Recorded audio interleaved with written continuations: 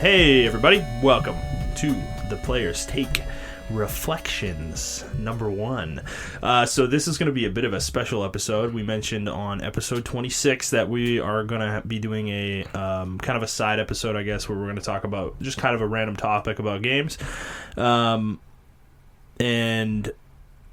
for those of you who haven't listened before, I'll go through a regular spiel.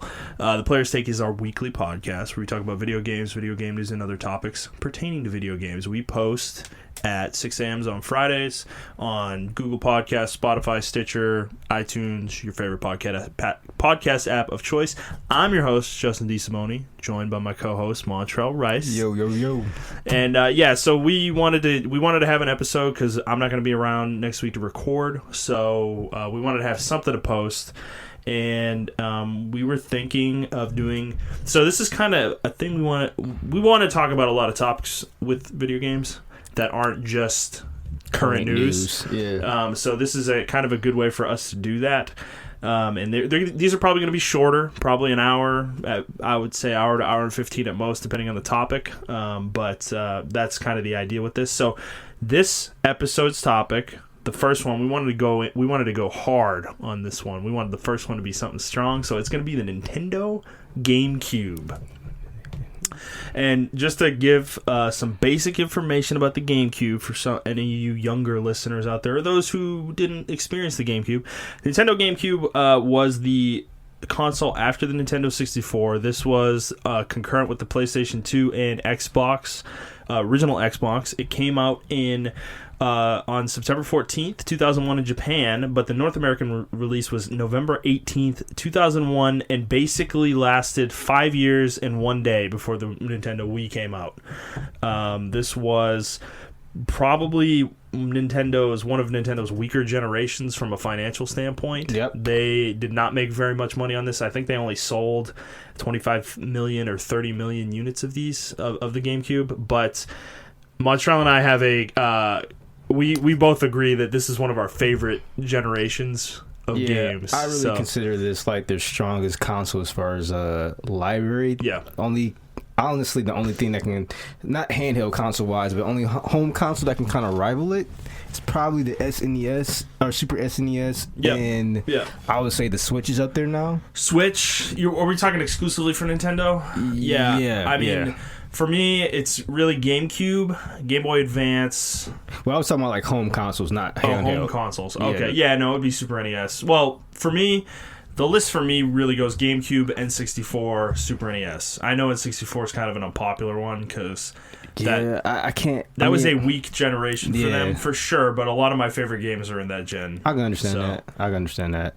I mean, I was like 8 or 9. You know, they were, man. I think the thing about. So, I think with Nintendo consoles in general, which I really like about them, and their games in general as well, which I noticed because I was thinking about this last night, even on the ride home from here, that they have a longevity that can't really be touched. I remember playing fucking Super Smash Brothers Melee for hours, making up my own little storylines. Dude, I was still playing that until 2012. I was making my own little storylines and shit like that because the game was just so fun. And it had like a longevity that I don't know. I can't really do with the Smash Brothers for you now. I can't do that. I don't know why. Maybe because I'm older now. We're different. I think part of Smash in particular is one of those things. We're different as people now. Yeah. We're in a different place. We don't have friends to play with necessarily. But I did play Melee by myself a lot. Yeah. I would do like tournaments. Like I would write down on a piece of paper like a 64 person tournament and like go through it and play it that way. But I think with Smash in particular, I think part of the problem is the formula with that game hasn't changed. The jump from the original Smash Brothers to Melee was so huge. Yeah, it's hard to explain if you weren't there for it because the original Smash Bros only had 12 characters. It was a very simple game. It was really a party game. It was very much a party game, and it didn't play super well. It was very slow. Like the frame rate is really low on that game. Like I feel like it's like 15 frames a second. I don't think it's that. I think it's about 30. I don't even think it's that. I think the game is just sluggish. Yeah, it is sluggish. It plays very sluggishly. Melee was, dude, it was buttery smooth. Characters were fast. everything was fluid and the game was really responsive. It was just... I really want to know the history. I mean, I know the history behind the game, but like, I want to know why they made that jump to it being almost like a fighting game. It was a fighting game per se, but like, it was like they made this game for fighters, for people who want to play fighting games, but who don't really want to jump into it. And then, like, for Brawl, they kind of went back in the other direction, in my opinion. Yeah. Which is why Melee lasted so long. Yeah. Because until 2014, we didn't have a Smash Bros. That was better than Melee. Exactly. Like, Brawl was... It had more characters and more stages, but it wasn't better than Melee. Yeah, like, Melee was... Melee, in my opinion, Melee is still the best one. It is. Even with the current Switch one, which is really solid, I still just think Melee is just, it's perfect. There's 25 characters. The amount of stages are perfect. The stages themselves are really cool, well designed. Like, there's very few stages in Melee that I think suck. I can agree with that. And I don't think that's true in the modern They game. started that set piece thing in the stages as well, because I remember on like Summon's stage where you played on planet Zebos. Zebus, you had the little set piece where the monster would come out and he would hit the stage swipe and he'll turn and stuff like that. So I thought that was pretty cool. And other stages had that stuff in. I don't know, it was just really cool. I mean, even though 64, they had set pieces on like Star Fox stage where the R-Wings would come down and do their thing. Yeah. But like, I don't know, it just, in Melee, they took especially like the Final Destination stage, it just took everything to like the next level as far as the items were better too. It was an improvement in every single way. The adventure mode was really cool. Which we haven't had that kind of thing really since. I know we had Subspace Emissary and Brawl, but it wasn't the same. It wasn't. It didn't feel the same. So I mean, for me it started. I got the GameCube for my birthday the year it came out in 2001. Like, I got it within a week of it coming out. I didn't get it within a week of it coming out. I just don't remember when I got it. I remember I had it though. Okay. No, I got this thing immediately. I was so hyped for the GameCube. I got it with Luigi's Mansion because it came with Luigi's Mansion. Yeah, see, I didn't get it with Luigi's Mansion. And, dude, I played the shit out of Luigi's Mansion. Love that game. That game was so fun. That was such a great launch game. And I remember there was, like, nothing else on the console. But it was funny because Smash came out, I think, in the beginning of December. So there was, like, not much there, but they had two really solid games right out of the gate. But they had a whole bunch of third-party games. Yeah, but I don't remember any of them being very good. Well, they had, like, sports games and stuff like that. I mainly played my sports games on the... Well, I have a list of games here, so let's... So on the release week in North America, there was All-Star Baseball 2002, Batman Vengeance, Crazy Taxi, Dave Mirra's Freestyle BMX 2, Disney's Tarzan Untamed, and Madden NFL 2002, NHL Hits 2002, Star Wars Rogue Squadron 2, Rogue Leader. Really? That was a launch game? And then Tony Hawk's Pro Skater 3.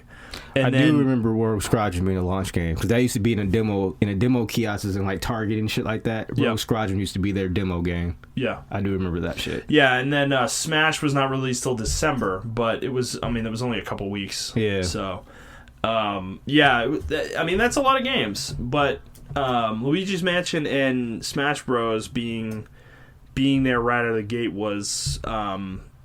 It was just such a strong thing. It kept me tied to Nintendo. I think this would have been a time that I could have potentially strayed to Sony, but I didn't really dabble in Sony until later in the generation, when GameCube kind of started to wane in terms of its library. But I just remember dude, I was enamored with this thing. I love everything about the GameCube, like the form factor of it. I love the fact that it is literally a cube.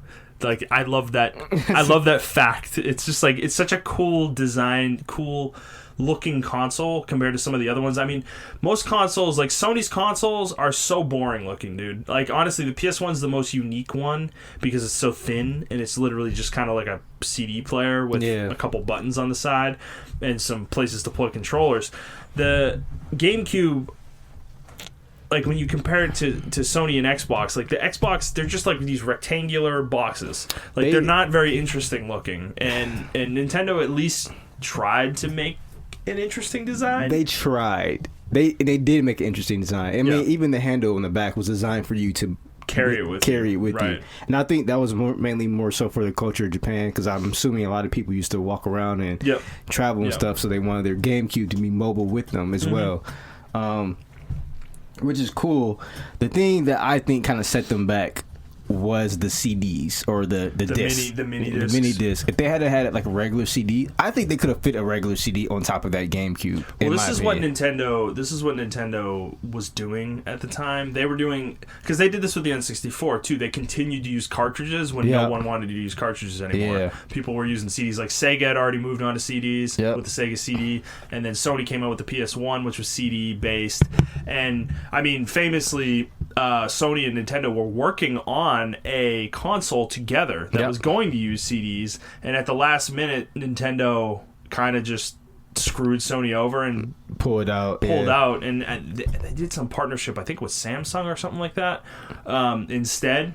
And it ended up resulting in Sony getting pissed and making their own console. Yeah. And here we are now. We're PS5's coming soon, and the N64 having cartridges was such a big problem for that device because it was so limiting compared to CDs. Yes. Right? That's the reason why Squaresoft left and stopped making games on Nintendo, was because they wanted to make more ambitious games and they needed the space that CDs gave them. Yep. Which, like, Final Fantasy VII could not fit on an N64 cartridge. It was impossible. No. I mean, it was 2 CDs, or it was 3 CDs, right? Yeah. So that game was huge. There was no way that would ever fit on an N64 cartridge. So they limited themselves in many ways with their hardware, and they did it again with the GameCube because the mini discs were inferior to DVDs in terms of the size they could hold, and they did it again with that. So it's like, they just wanted to be different. I understand wanting to be different. It was just, and then you needed an add-on if you did want a CD player or something like that, or a DVD player. Well, they didn't. I think the thing was they would have had to pay a fee to Sony for every game made because they made the CDs and DVDs, right? Gotcha. And I think they didn't want to pay Sony. Okay. So, but that was a foolish thing to cling to, in my opinion, because they just limited the scope of the games that could be on their devices, you know? Yeah, I agree. I 100% agree with you. Particularly in the N64 generation, you can see it in that one, man. Like, there were games that wanted to be ambitious, but they just couldn't, because they couldn't do it with the cartridge. The cartridge was so limiting, you know? I think of Aiden Chronicles, which is like this RPG that's kind of in the vein of like CRPGs, like Witcher and some of the older ones that were on PC and stuff. That game is really cool, but it looks terrible. The sound is awful. The music there's barely music in the game. It's literally just like little notes. It's not actually like a rhythm or a beat or anything, because they couldn't fit the files. Like, they couldn't fit sound files on it because the rest of the game was so huge. It was in the environments, the textures were terrible looking. That's in every 64 game. Yeah, but, you know, it's about the GameCube. I know. Yeah. So point being, they made the decision again when they went with the mini discs, and while it was not nearly as prohibitive as the cartridges were on the N64, it still created an environment where third parties didn't necessarily want to work with them all the time. Yeah. You know, this is where their third party relationships really started to fall apart. Was this generation. I mean, one can say they're still doing that now with the Switch, but I think it's more so they designed the Switch to be portable, and third party people are seeing that, like, okay, it's portable, so people can play our games on the go. But I don't know. What's your if you had to choose, what's your number one GameCube title of all time? Like, you can go back to it right now. And be we're going there already. Yeah, man. Oh man, dude, that's a hard question. I would say Baten Kaitos. I think that's the obvious answer for me. Okay. When I think of GameCube games, I mean, I think about Baten Kaitos probably literally every day that I'm awake. Like, it's a stupid thing. It comes across my brain for no reason, but it's like, I love Baten Kaitos. That game is. It's one of the most special JRPGs I've ever played, and I don't think I'll ever play a game that will top it, like, straight up. It's just such a unique idea. It's a unique world. It was well executed. It plays fantastically. It's got great music. The only flaw the game has is the voice acting, and that is it. Everything else about the game is immaculate. Absolutely immaculate. You're right. I think my top game is going to be Metroid Prime. That is a good choice. Metroid Prime is the only Metroid game that I like. Yeah, when I played that game, I never played a Metroid game. That was my first Metroid game. And I played it, and I'm like, I didn't know that the world of Metroid was that kind of dark and serious. Yeah. And I'm like, it was kind of striking for me to be on the Nintendo title too. So I'm like, wow, like this is really cool. And then the environments, and then you crash down this planet and you can scan everything, and just the level design, and then the enemies you run across. There was barely, I don't think there was any voice acting in that game. I don't think so. I think it was like maybe one line. I think you're right. And they told a story just through the environment. Yeah, it was all environmental storytelling, and then codex entries. Yeah, and codex entries. Yeah, and it was just really cool. So that actually motivated me to go back and play the previous Metroid titles, and I loved it ever since. Yeah, so as I said, this is the only Metroid that I could really stomach. I don't like the Super NES Metroid. I don't like Super Metroid. I don't think it's a good game, really. I think Samus is like a huge on the screen compared to everything else, and it's kind of Super Metroid, yeah, but they fixed that in the GameCube versions and stuff. Yeah, like that. Not the GameCube, but the Game Boy Advance versions. Okay, yeah, and I never really played those. So Prime, though, for me is like, dude, I love Prime because it's so isolating. Yes, it's such an isolating game because you're alone. You're alone. You have nothing. You just walk around and figure shit out, and it's such a fun. Oh, it's such a good game. It's hard for me to describe what makes it so special, but it's like the environmental design between the way they dole out information to you, like lore and stuff, and teach you about the world you're on. But not only that, they use that at the same time to teach you how to play the game. This was Dark Souls before Dark Souls. But yeah, they use that same information to teach you how to play the game, how to fight certain enemies. Yeah. Then they use that to kind of help you figure out how to get around the environment, and then it's a lot of, I mean, they don't tell you, like, there's no tutorials really. Like, beyond the first like part of the game when you're on the pirate ship, like the game just kind of like go, you know. To me, honestly, I know you don't like the previous titles or whatever, and like the Game Boy Advance titles, but when I played that game, like I said, I didn't have any previous knowledge of Metroid games. Yeah. The level design is super reminiscent of how the level design is in the Metroidvania games. Like, that's exactly how you feel when you play the Metroid games. Well, Super Metroid too feels the same way. Yeah, you just jump in there and you like don't really know. Of course, you don't have the scanning feature, but the game teaches you how to play itself. Yeah. And like you say, like this game, they added that. I don't know what it is about that scanning feature, but that like took the game to me in another level. Not only because the music was really good, because it was really, it was so good. It was so atmospheric. Mm-hmm. You're just like when you transition from like the jungle area to like the frozen area to like the lava area. Yeah, it's just really cool. Well, what I love about it too is the way the world is built. Is that you start in the jungle area, and the jungle area is pretty big. Yeah. Like you think it's pretty big at first, right? Yeah. You're like, there's like tons of rooms, and you need to go back and forth to figure out how to get certain power ups that'll then allow you to get to certain like different areas and stuff. But then you leave that area and you go through the lava area briefly to get to the snow area, and you see all these doors and rooms that you can't go into, and you're like, I mean, you can't go to it at this time because A, you can't even get there, and B, even if you could, you don't have a way to open the doors at this point. But you see all this stuff, and you're like, and plus you're gonna die because your suit is taking damage in the fire environment as well because it's so hot. But that's the cool part of it, is like you wanna go look, but you can't yet. Exactly. So it's like you're just trying to get through to the next area, and that's what's so cool about it, is like they tease you the whole way. It's like it's such great design because it's like you have to go through this area, but you want to come back, and honestly, I haven't really played the game. Maybe Dark Souls is the closest I can get to that can kind of simulate what Metroid Prime did, and I think that's why a lot of people love that game, because there's a lot of games out there that can't really simulate what they did, or they give you that same feeling. There are games out there that give you that same feeling. Maybe I can't think of any right now, but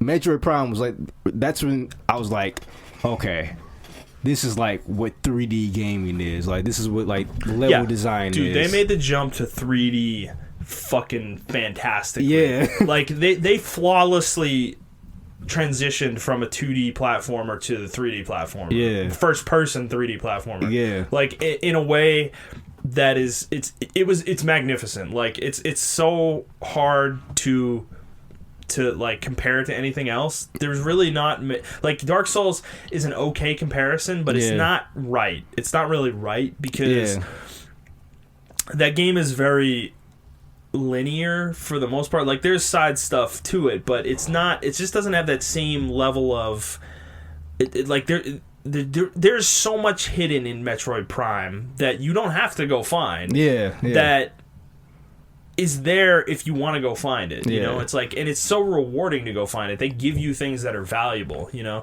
I don't really. I mean, I've only played Dark Souls 3, and I didn't even beat it. So I mean, my knowledge of the series is limited, but it just doesn't Dark Souls it doesn't evoke that need to explore in me as much. It doesn't. And the only reason you will explore is because you're trying to look for a shortcut to your next bonfire. So or you may just go off the deep end and look for something else or whatever.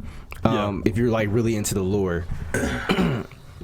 But Metroid, like you said, Dark Souls doesn't do that, where it shows you doors that you can't open. Like Dark Souls really doesn't do that. Metroid does. Like or it puts you it's in all over the place in Metroid. It puts you in environments where you can't really go into and things of that nature. I think Dark Souls 1 did that, where you went down the well and you fought these ghosts that you can't fight right now until you have a certain item. But that was pretty much it as far as like that, because they really need to do that in Dark Souls 3. Dark Souls 3 is kind of pretty linear as far as that. But yeah, this game, because I don't know when this game came out. Metroid Prime.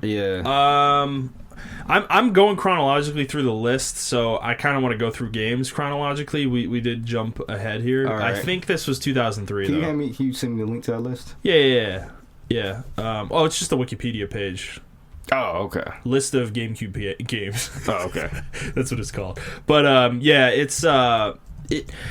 it's just Metroid Prime 2. The other thing with Metroid Prime is that the game is really large. It's not a small game, dude. To like do everything in it probably takes, I would say, 30 or 40 hours at a minimum, probably. Yeah. Right? That's huge for a game of this type. At that time too. Yeah, it's just that's the other part of it, is that you feel like the game, you're getting close to the end of the game, there's just so much more in it, because you get to the snow area. That's the second area in the game, and that area is huge, man. Like that is a really large portion of the game. You know, and that's where you get the second gun, but it's like that's not. You're still not even that far yet when you beat that. You know, there's still tons of other areas. There's underwater areas. There's the lava area. There's more than that too. So it's like it's a substantially large game, and that is what is so impressive about it to me, is that they consistently.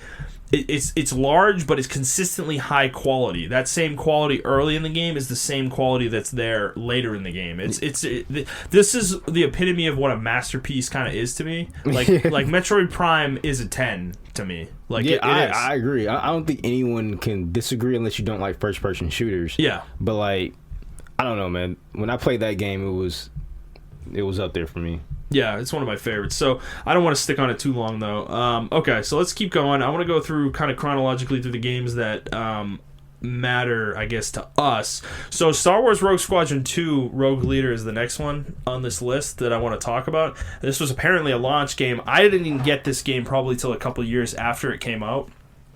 But, dude, let me just tell you that this game was an obsession for me.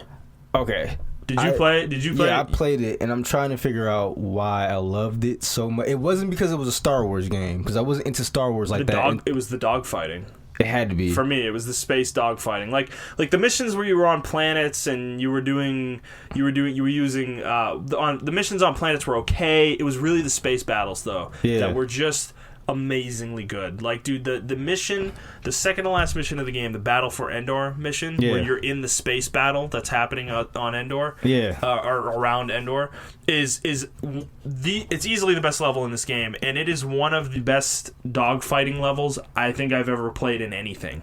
It is so fucking fun. This is what a Star Fox game should have been. Yes. Dude, it's like, it's a battle that it's obviously it's a super epic battle within Star Wars, but it's not shown much in the movies. Yes. it's very, you see very little of it. Yeah. In this game, they flesh it out and you experience the whole battle. And they're playing over the voice lines from the movie, too, so it's like playing along as the movie was, and that's what's really cool about it. That's what a lot of these older Star Wars games used to do, man. Like, they used to play along with the movie or have it tie into the movie where you felt like you were important and you were following the narrative. But that a lot of these new Star Wars games are kind of missing, in my opinion. Well, do you remember that mission, though? In particular? Like, dude, you remember how many TIE fighters and TIE interceptors came at you at the beginning of the mission? Yeah, it's literally like 200. It's insane. And you're fighting alongside a bunch of frigates, rebel frigates, and then you have a bunch of rebel ships with you, like X-Wings, B-Wings, A-Wings, and everything. And then you can give them commands too, right? Yes, you can give them commands. You have your own little squadron, but that was the cool part about this is like you felt like you were part of the rebel fleet. It wasn't just you against a shitload of enemies. It was you fighting alongside the rebel fleet. That was what was so cool about that battle. And dude, do you remember how hard it was to get gold medals on the missions? Nah, in this game, I think I never tried. So you would get ranked in the mission bronze, silver, gold based on how well you did in certain criteria. Is like how long the mission took you, how many times you died, how much damage you took, how accurate your shots were, how many enemies you killed, things like that. Right? Yeah. I tried to gold medal this mission for like 3 months straight, and I could not do it. It was so hard. It was insane, dude. You had to beat the mission in like 3 minutes, I think, and you had to like kill like 100 plus enemies. You had to have 15% accuracy, which was nuts in this mission. It was super hard, but dude, I didn't care that I couldn't achieve it. I just enjoyed playing this level that much. I like the level for the Battle of Hoth. The Hoth one was cool, because that's the first one you get to do the at with the snow speeder or whatever. Was so cool to me, man. Yeah, that one. Another standout was the one on it was a beach planet. It was a planet with a beach. Do you remember that? Was it Kashyyyk, man? Kashyyyk, yeah, I think it was Kashyyyk, where there was a downed Star Destroyer you were trying to get information off of. Okay, yeah, that probably was Kashyyyk. That was a cool one. That was another snow speeder level. I'm trying to think of other ones. The first level was the Death Star trench run, which was cool. First of all, okay, I just looked at it just now, and those graphics were pretty fucking good. They were amazing. Yeah. No, this game looks legitimately good. Yeah. No, it looked legitimately good, dude. Like it is still a good looking game. Yeah. And yeah, that was what was so impressive about it. I'm trying to think of other levels. There's kind of a stealth level. I can't remember the planet. But you're kind of infiltrating a Empire base and trying to like get in there and get out. That one was cool. There was another level after the Endor level too. I can't remember what it was. It wasn't the second Death Star. Actually, was it? I think it might have been the second Death Star run. But because Rogue Squadron 3 also had a bunch of missions that weren't in this game too. Yeah, they were kind of different areas. But I think there was Cloud City as well. I think there was a mission in Cloud City too. That was pretty cool. But the other cool part about this game though is it let you pick your ship before you went on a mission. Some missions forced you to use certain ships, but some of the missions let you use whatever you wanted: X-wing, B-wing, A-wing, or Y-wing. Yeah, okay, and just to correct this, it was called Cothylis. Okay. Cothylis, yeah. And well, do you remember the other thing? If you played long enough and you got enough gold medals, you would unlock Empire ships. Yeah. Do you remember that? Yeah. Yeah, that was another cool part. So you could play the missions as a TIE fighter. No DLC. Of course. Yeah. But there were Empire missions that you got to do fighting against... I didn't know that. Yeah, you got to fight against the rebels as the Empire, playing as like Darth Vader, and I think you could play as a TIE Interceptor or TIE Fighter. And those missions were super hard because your ship was as weak as a regular TIE Fighter was when you fought them. So it's like 3 or 4 shots and you're dead, dude. Like, it was nuts. And fighting against the rebel ships, their ships were really hardy and like hard to kill. Okay. Like, their shields were really powerful, so you'd have to like be on them for a few seconds before they would even go down.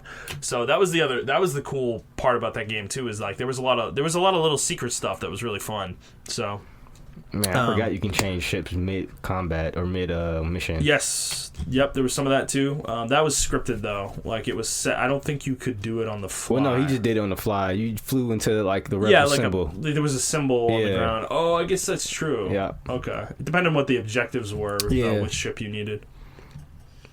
Man, that was a good game. So what's next on the list? Next game for me. What about you? Is there anything? For me, Super Monkey Ball. I fucking love this shit. I remember this game. I played this. Oh my god. Me and my brothers played the fuck out of this game. And I have no idea why. It was so fucking fun. I didn't like this game.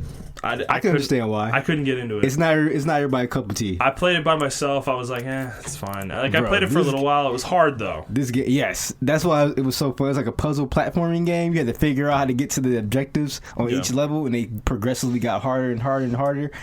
And it was just fun. I mean, we never beat the game because they get like substantially hard. You guys start learning how to bounce the monkey ball in certain angles and stuff. Yeah, man, it was ridiculous. Oh, man. If you watch like some of the YouTube channels or how they do monkey balls for like the really hard levels, you're like, how the fuck I was supposed to figure this out as a kid? Yeah. Like it's really cool. Like, I don't know, man. That game is one of those games where if it came back today and they're like, oh, we're announcing it for a remaster or a remake, I would buy that shit. It's such a niche game. Memories. Yeah, man.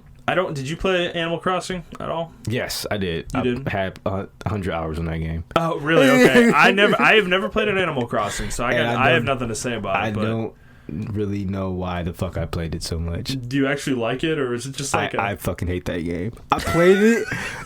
Did you like it in the moment? I played it because it's simulated. At the time, I really didn't have online stuff, so it kind of gave me that online feel. It's hard to explain. Like, it gave me that online feel, but I wasn't online at all. And you had Tom Nook, who was a fucking asshole, and I don't know. I can't play it now though. Like I try to play it and I'm like, why the fuck did I play 100 hours? I'd rather have played 10 other games. Yeah, I legitimately put 100 hours in this game. I think it's because I was bored as a teenager. Well, okay, so I know you played this one, Sonic Adventure 2 Battle, or Sonic Adventure Battle 2. Okay, so the thing about that is I still have my Dreamcast at the time. Sorry, I had Sonic Adventure on that. Okay, I didn't have a Dreamcast, so this was my first time playing this game, and fuck me, dude, did I play this game a lot. She was dope. It was so good. I would play the first level of Sonic and try to get like the best time imaginable. Like, dude, I was crazy. I was like, I had gotten to the point. I don't remember what the exact time was. I want to say it was like I was trying to get under 3 minutes, and I think I did, and I think I was trying to get under like 2.5 minutes. And to get like a S rank, or I think it was S or A. I think A was the highest. No, was it S or A? I don't remember. I know for some levels you had to get under 2 minutes and 30 seconds or 2 minutes and 50 seconds. Yeah, which I think I did get under 250. Okay. Which, that was the thing. I was like, I was so good at the first level of this game. It was insane. I was like doing tricks and like, I never stopped my momentum. Like I was playing Sonic the way Sonic was meant to be played. Yeah. This is the only time I've ever been doing a Sonic game, too. Man, and that's the reason why like a lot of people want the Sonic Adventure games back, because they don't, when you do the homing attack in the newer games, your momentum stops. Yeah. It doesn't carry, and you got that fucking boost button, which I fucking hate. Yeah. But like in this game, man, it was just straight level design and the momentum of Sonic and Shadow. Actually, I like the Knuckles levels too. The find, those were fun. The find the crystals ones. Yeah, man. I love the music as well. Yeah, they were very good. Yeah. The music was good. I remember that. I hated Dr. Robotnik's and Tails' levels though. Were awful. They were so bad. I feel like though, if we had the control scheme of now, and they had some different. Oh, they'd be great now. Yeah. Be like Ratchet and Clank or something, right? Yeah. No, they would be good now. I think the problem was we didn't know how to make 3D third-person shooters at that point. Exactly. Yep. So they didn't know how to do it. It was but those levels were really bad at the time. I want to go back a couple. And did you play Pikmin at all? Pikmin? Yeah. Oh, is that on this list? Oh, so I put it chronologically, like by date of release date. I did North America release dates. Oh, I didn't do that. Okay, yeah, I did North America release date. Let me get to the right place. So yes, Pikmin. Pikmin was another obsession. I loved the original Pikmin, dude. Oh, it's so good. It's so good. Why is that game so good? No, it's like an RTS on a console. That was what was so cool about it, dude. But it was so.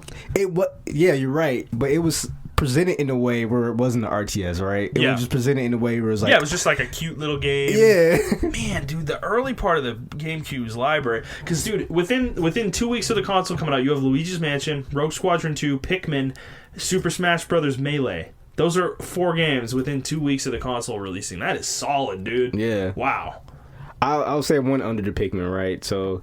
Yeah, a lot of people. Some people played this. This was like a niche game. I was actually surprised a lot of people played this game when I went on like YouTube and I start venturing out and stuff talking like about that. Pikmin. No, Simpsons Road Rage. Oh, I never played it. I know. I mean, a lot of people played this game. And a lot of people have it. This game for some reason. Launch game, dude. A lot of people play a lot of launch games. Yeah. They want something to play. My brother was obsessed with this game. My little brother, he was so obsessed with this game, and we were too. And we were like, "Why do we like this game so much?" And it was just a Simpsons game. It was a Simpsons Grand Theft Auto, right? Yeah. It was just It was just fun for some reason, man. I don't know why. Well, so I'm continuing to go down the list here. I see Bomberman Generation, and I'm just going to say that was the beginning of the end of Bomberman. Terrible game. It was a horrible game. Terrible. Where you come from, in the N64, you come from Bomberman 64 to Bomberman the second Bomberman attack. Hero, and then Bomberman 64, the second attack. You go from those games to Bomberman Generation, which was a trash heap. That game was a trash heap. I want to know what happened to the design team for Bomberman 64 and Bomberman Heroes and Bomberman 64. They had like a universe they were building. Bro, those games made me fall in love with Bomberman. Because I wasn't into Bomberman on the Super NES. So I played Bomberman on PC first, Atomic Bomberman. Okay. That was the first time I'd ever played Bomberman. My dad, my brother, and I would play the fucking shit out of that game. It was so fast-paced and fun and just chaotic and crazy, and it was like when you would kill another Bomberman, their like skeleton would like fry apart and stuff. It was nuts. It was super visceral, but it was such a fun game. So that got me into Bomberman, and then I started playing it on N64, and all 3 of those games are really good games. So I became a huge Bomberman fan, but then this game came out, and I was like, what happened? Man. Like, all of a sudden, it just was bad. I played the Bomberman. It was a Bomberman on the Dreamcast I used to play, and I liked that game. It was like a classic Bomberman, but it was in 3D and stuff like that. Yeah. So it was pretty cool. I think it's called Bomberman Tournament or something like that. Yeah. But I was really in love with the 64 style of Bomberman, like the free roaming. Yep. And it was just pseudo open worldish. Yeah, kind of. I mean, back in the day. Yeah. So I just thought that was really cool, and use your bombs to platform to different levels and things of that nature. Well, they had like the ice bombs and the different types of bombs you use the platform to figure out how to do stuff. That was like, dude. And then I played Bomberman Generations, and I was like, what the? Where did all this go? Yeah, that game was. I got through 4 or 5 of the worlds in Bomberman Generation, and I was like, I can't do this anymore. I rented the game, and I played one level of it, and I was like, I can't play this anymore. Yeah, I rented it and played like 4 or 5 levels, and I was like, this game is just not fun. Back in the day, guys, you used to go to Blockbuster or rental shop or whatever. Mine was like Blockbuster, Hollywood Videos, or Planet Hollywood or something like that. All right, so next one I see is actually quite a ways down is Super Mario Sunshine. Did you play that? Yes. Wait, before we get to that one. Man, if you want to jump in for a game. Before we hit that one, man, Bloody Roar, you never played that? No. What is that? My God, it's like a fighting game. Oh, okay. Yeah, you were really into fighting games. I'm not really into fighting games. It's a fighting game where you had your regular human form and then you turn into your animal form. Okay. And you do combos and shit, and it was ridiculously good. That game needs to make a comeback. And then I used to play NFL Blitz. Blitz 2000 is the only one I really played. Yeah. The one on N64. That game I think they remade that one though. That game was amazingly fun. It was stupid. And then I did play NBA 2K. 2K on the GameCube.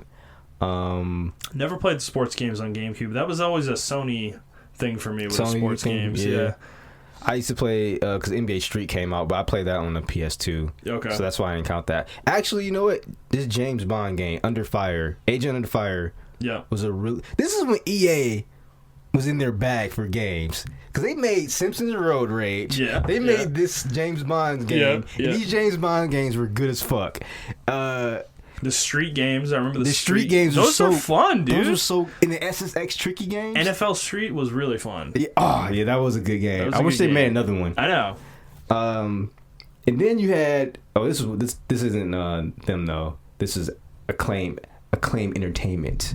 Yep. But Spider-Man. Or no, that's Activision, right? Is it Activision? Activision, Acclaim basically turned into Activision. Okay. Acclaim went out of business, and I think they got purchased by whoever owned Activision and like turned them into Activision. Okay, because they had 2 games back to back that I really liked. Yeah. Which was Spider-Man. I played that a lot. Mm-hmm. And they had Burnout, which is the Spider-Man racing. 2 is the one I played, but I played that on Xbox. Okay. So it wasn't a GameCube game for me. Yeah, and then Resident Evil, they had the remake. Mm-hmm. They Never remade played that either. They completely remade the first game, and it was really good. And the graphics at the time were just like really good. And I'm it like, still holds up though, doesn't it? Yeah, they actually have ported that game over to every console. Yeah, I mean it's on the current consoles now, right? Yep. So it's really that's a really good game. We were at Bomberman Generations, and that was trash. So, yep. What else after that? I skipped all the way down to Super Mario Sunshine, which is pretty. I don't see anything. Super Mario Sunshine, which I have not played. I watched a playthrough of it a couple years ago. That you have to play it out of curiosity. You have to play it. I think it's one of those games. It just looked. It doesn't look fun. No, you have to play it. It doesn't look fun. No, you got. And I actually did play it. Actually, I'm lying. I rented it. And I played through the first level, and I was like, "This isn't fun." Really, I liked it. I'm actually a bit of a Mario hater, though. I'm gonna be honest. I don't really think the Mario 3D platformers are really that great. The only one that I truly think is a transcendent game is Galaxy. Galaxy? I think 64 is transcendent. And I've never played Galaxy 2, so Galaxy 2 is probably pretty, I actually never played the Galaxy games. Are you kidding me? I never played it because it was on the Wii. It was on the Wii. Galaxy is special. It's a special game. That's a really good game. Do you gotta use the Wii motion controls? You do, but they do it in a way where it's like fun. Okay. It's like really well done. Nintendo was really good about that though. Their first party stuff for the Wii was always good. I don't know, man, because I didn't like Skyward Sword. 64 sucks. I hate 64. What? It's just, dude, it's not a good game. Okay. You put it up against Banjo-Kazooie, it's got nothing on Banjo. Are you serious? It's got fucking nothing on Banjo, dude. It's not even close. Hard disagree with that. I mean, whatever. We're not talking about N64 games, so we'll have that argument some other time. But Sunshine, yeah, when I watched the playthrough, dude, I was like not... Can't believe you just said that. Oh my god. It's glitchy, it's buggy. It's still a good game. I'm sure it's good, but it's so good. I don't need to play it. The platforming was really dope. His movement was really dope. And that fucking tank he had on his back was fucking dope as shit, too. Yeah, the flood thing. It was a stupid ass name, but it was fucking dope.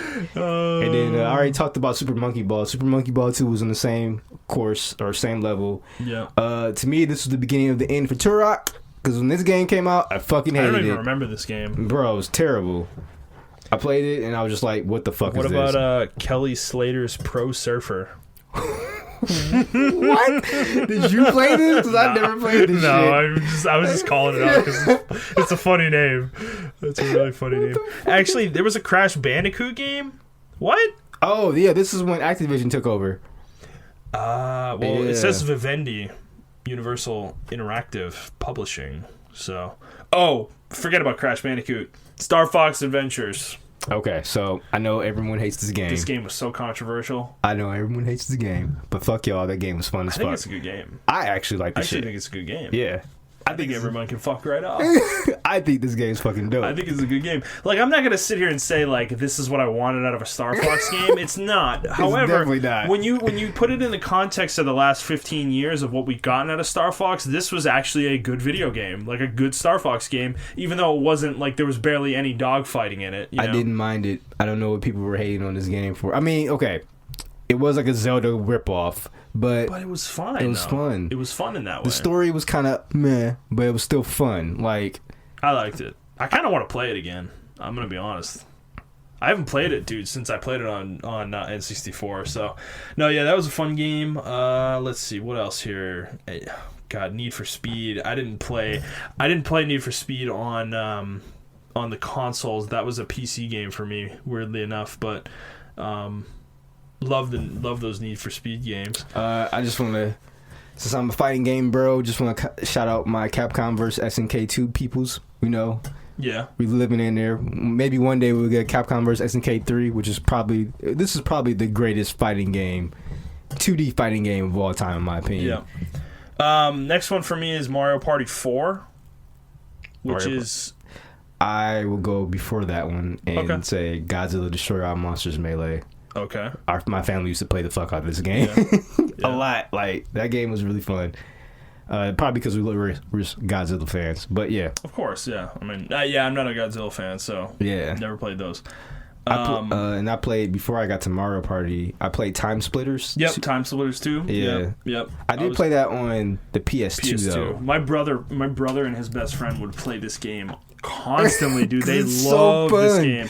I do remember it, and I remember playing it with them once, and I was like, it was pretty fun. It was like a hero shooter before hero shooters. Yeah, because each level you were a different hero. The multiplayer, though, right? You could play as any character, and it was like an arena shooter, kind of. So, because me and my brother used to play the campaign, and I liked how each level, because they went back in time, and they were a different person every time they went into that time frame. So it was really cool. Yeah. Okay, so Mario Party 4, which to me is the worst Mario Party of the first 7. I actually never played any Mario Parties on the GameCube. What? Yes, never played any Mario Parties. Holy crap, dude! My last Mario Party was on the Nintendo 64. I was a fanboy for Mario Party, so I got every Mario Party right when they came out, pretty much. Okay. Mario Party 4, though, dude, almost turned me off from Mario Party. Was it that bad? So bad. I hear rumors about this game. People actually really like this one. I think this one is terrible because the boards.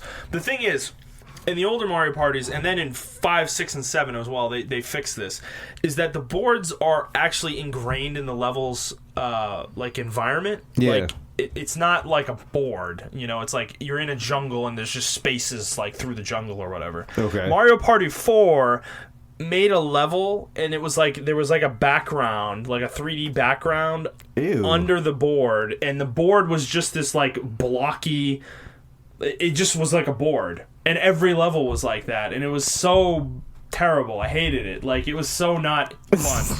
And I don't remember... The mini games were probably okay in this game, but I just remember... It was just that the levels turned me off so hard, dude. Yeah. And I, to this day, can't stand this Mario Party. I think this is the worst one, besides the newer ones. I think they said 6. A lot of people say 6 is the worst one to them. Was it 5 or 6? We'll get there. Okay. We'll get there. I'll go through each one as we get to them. But, 4 for me is the worst one. I hate 4. I think 4 sucks. So, next game for me is Phantasy Star Online, Episode 1 and 2.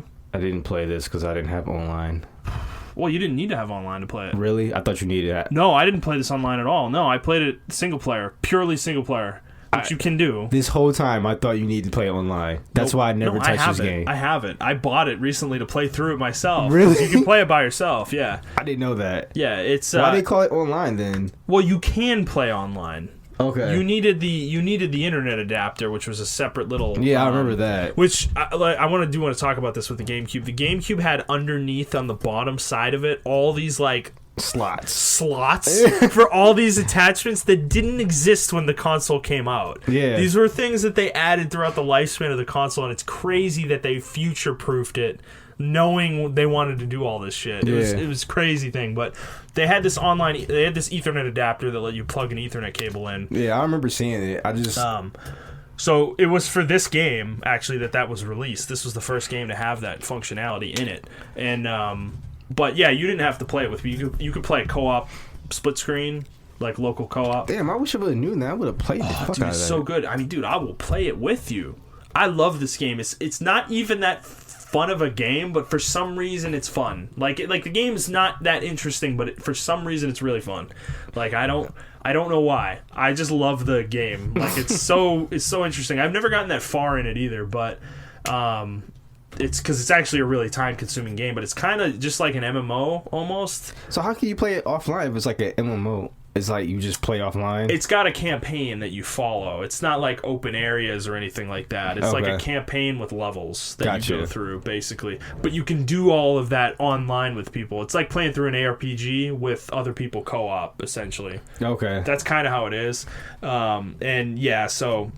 How can you play it with 2 players? Yeah. You can play with 4, up to 4. On the same screen? Yeah. Really? 4-person split screen. Yeah. Wow. Okay. So yeah, this game, I didn't play it like a ton, but I played it a good amount. My brother had it, and I thought it was just such a fun game. I've always been fascinated by Phantasy Star Online. So now that 2's coming to the West, that's an exciting thing. You have the Xbox, so you can play it with me. That's true. Yeah. That is true. Okay, so after that, what's the next one for you? I didn't play Resident Evil 0. I know a lot of people like that game. I think I avoided that game because I read about it on like Game Informer at the time, and I watched it on G4. Yep. For you people who don't know who G4 was, I didn't like the simple fact that I was on a train, and I thought that was going to really hinder the puzzles that Resident Evil is known for having.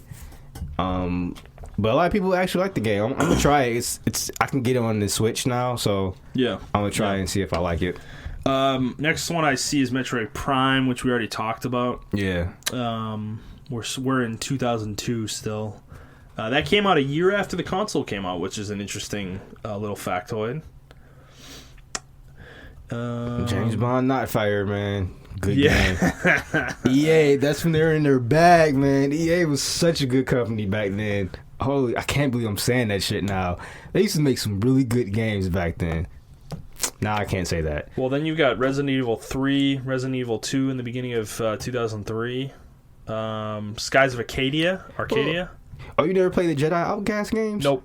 Did not. Oh my god. Nope. That's probably one of the best Jedi games besides Force Unleashed. I played the weird Star Wars games, like Rogue Squadron. I played 2 and 3, and then I played the pod racing game. What? Yeah. Oh my god. I liked it though. It's fun. It was fun. Oh, you man. played Jedi Outcast. You play as this guy who was working with Luke Skywalker, who has the Force and he can use the powers. But you put when you go through each level, first you don't start out as a Jedi. You just know you can have the Force, and you actually it's a first person shooter. So it starts out as a first person shooter. Then once you unlock your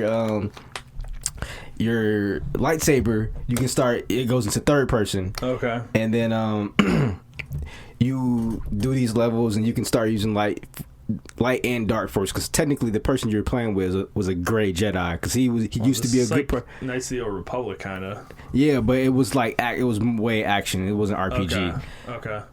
But you can put points into your dark side, your light side, and stuff like that. Interesting. It was really cool, and then you can play it online with other people. And they can use you can have like huge 12-on-12 lightsaber fights and stuff like that. It was pretty dope. Yeah. Did you ever play Scars of Arcadia?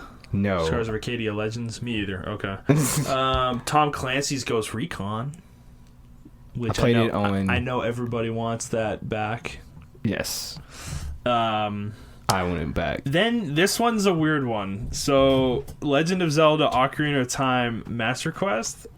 Did you ever play this version of Ocarina of Time? No, this one came with the disc, right? With like 4 other Zelda games. This came with, I believe, the Wind Waker demo. You had to pre-order Wind Waker, and I want to say you had to do something with Nintendo Power too. Like you had to like send in to get this game. This wasn't something that I don't think was sold in stores.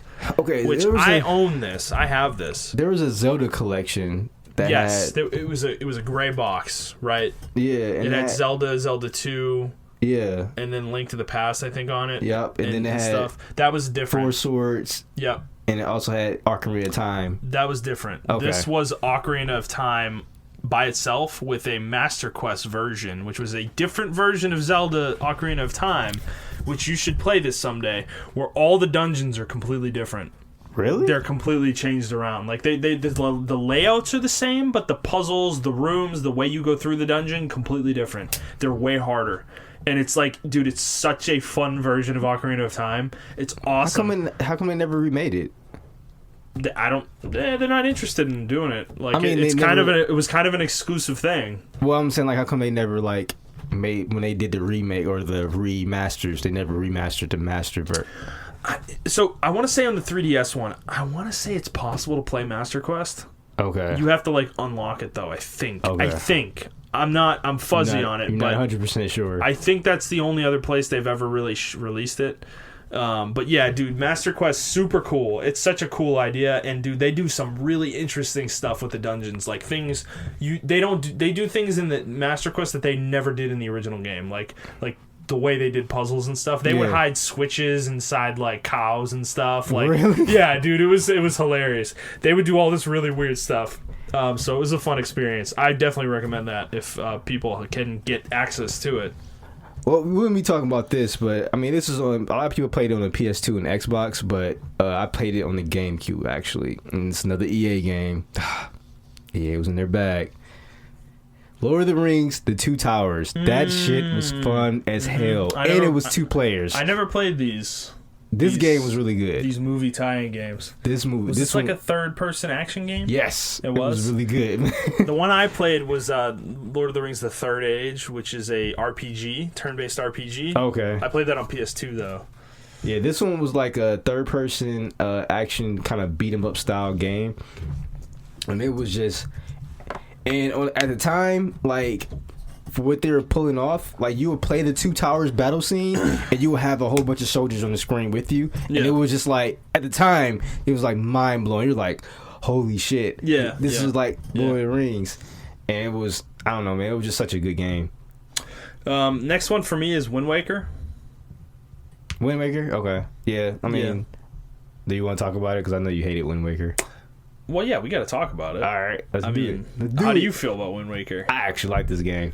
I think this game, there's a lot of revisionist history with this game. People hated this game when it came out. Everybody fucking hated this game. I remember that. Any of you that say otherwise, you're full of shit. I liked it when it came out, but I do remember people saying the cell shaded. They hated the cell shaded style. Like, and people and there was other people. Like, I remember watching G4 review. He actually, I think it was Adam Sessler. He actually said he liked the game because Link had more expressions on his face with the style they were going with. Yeah.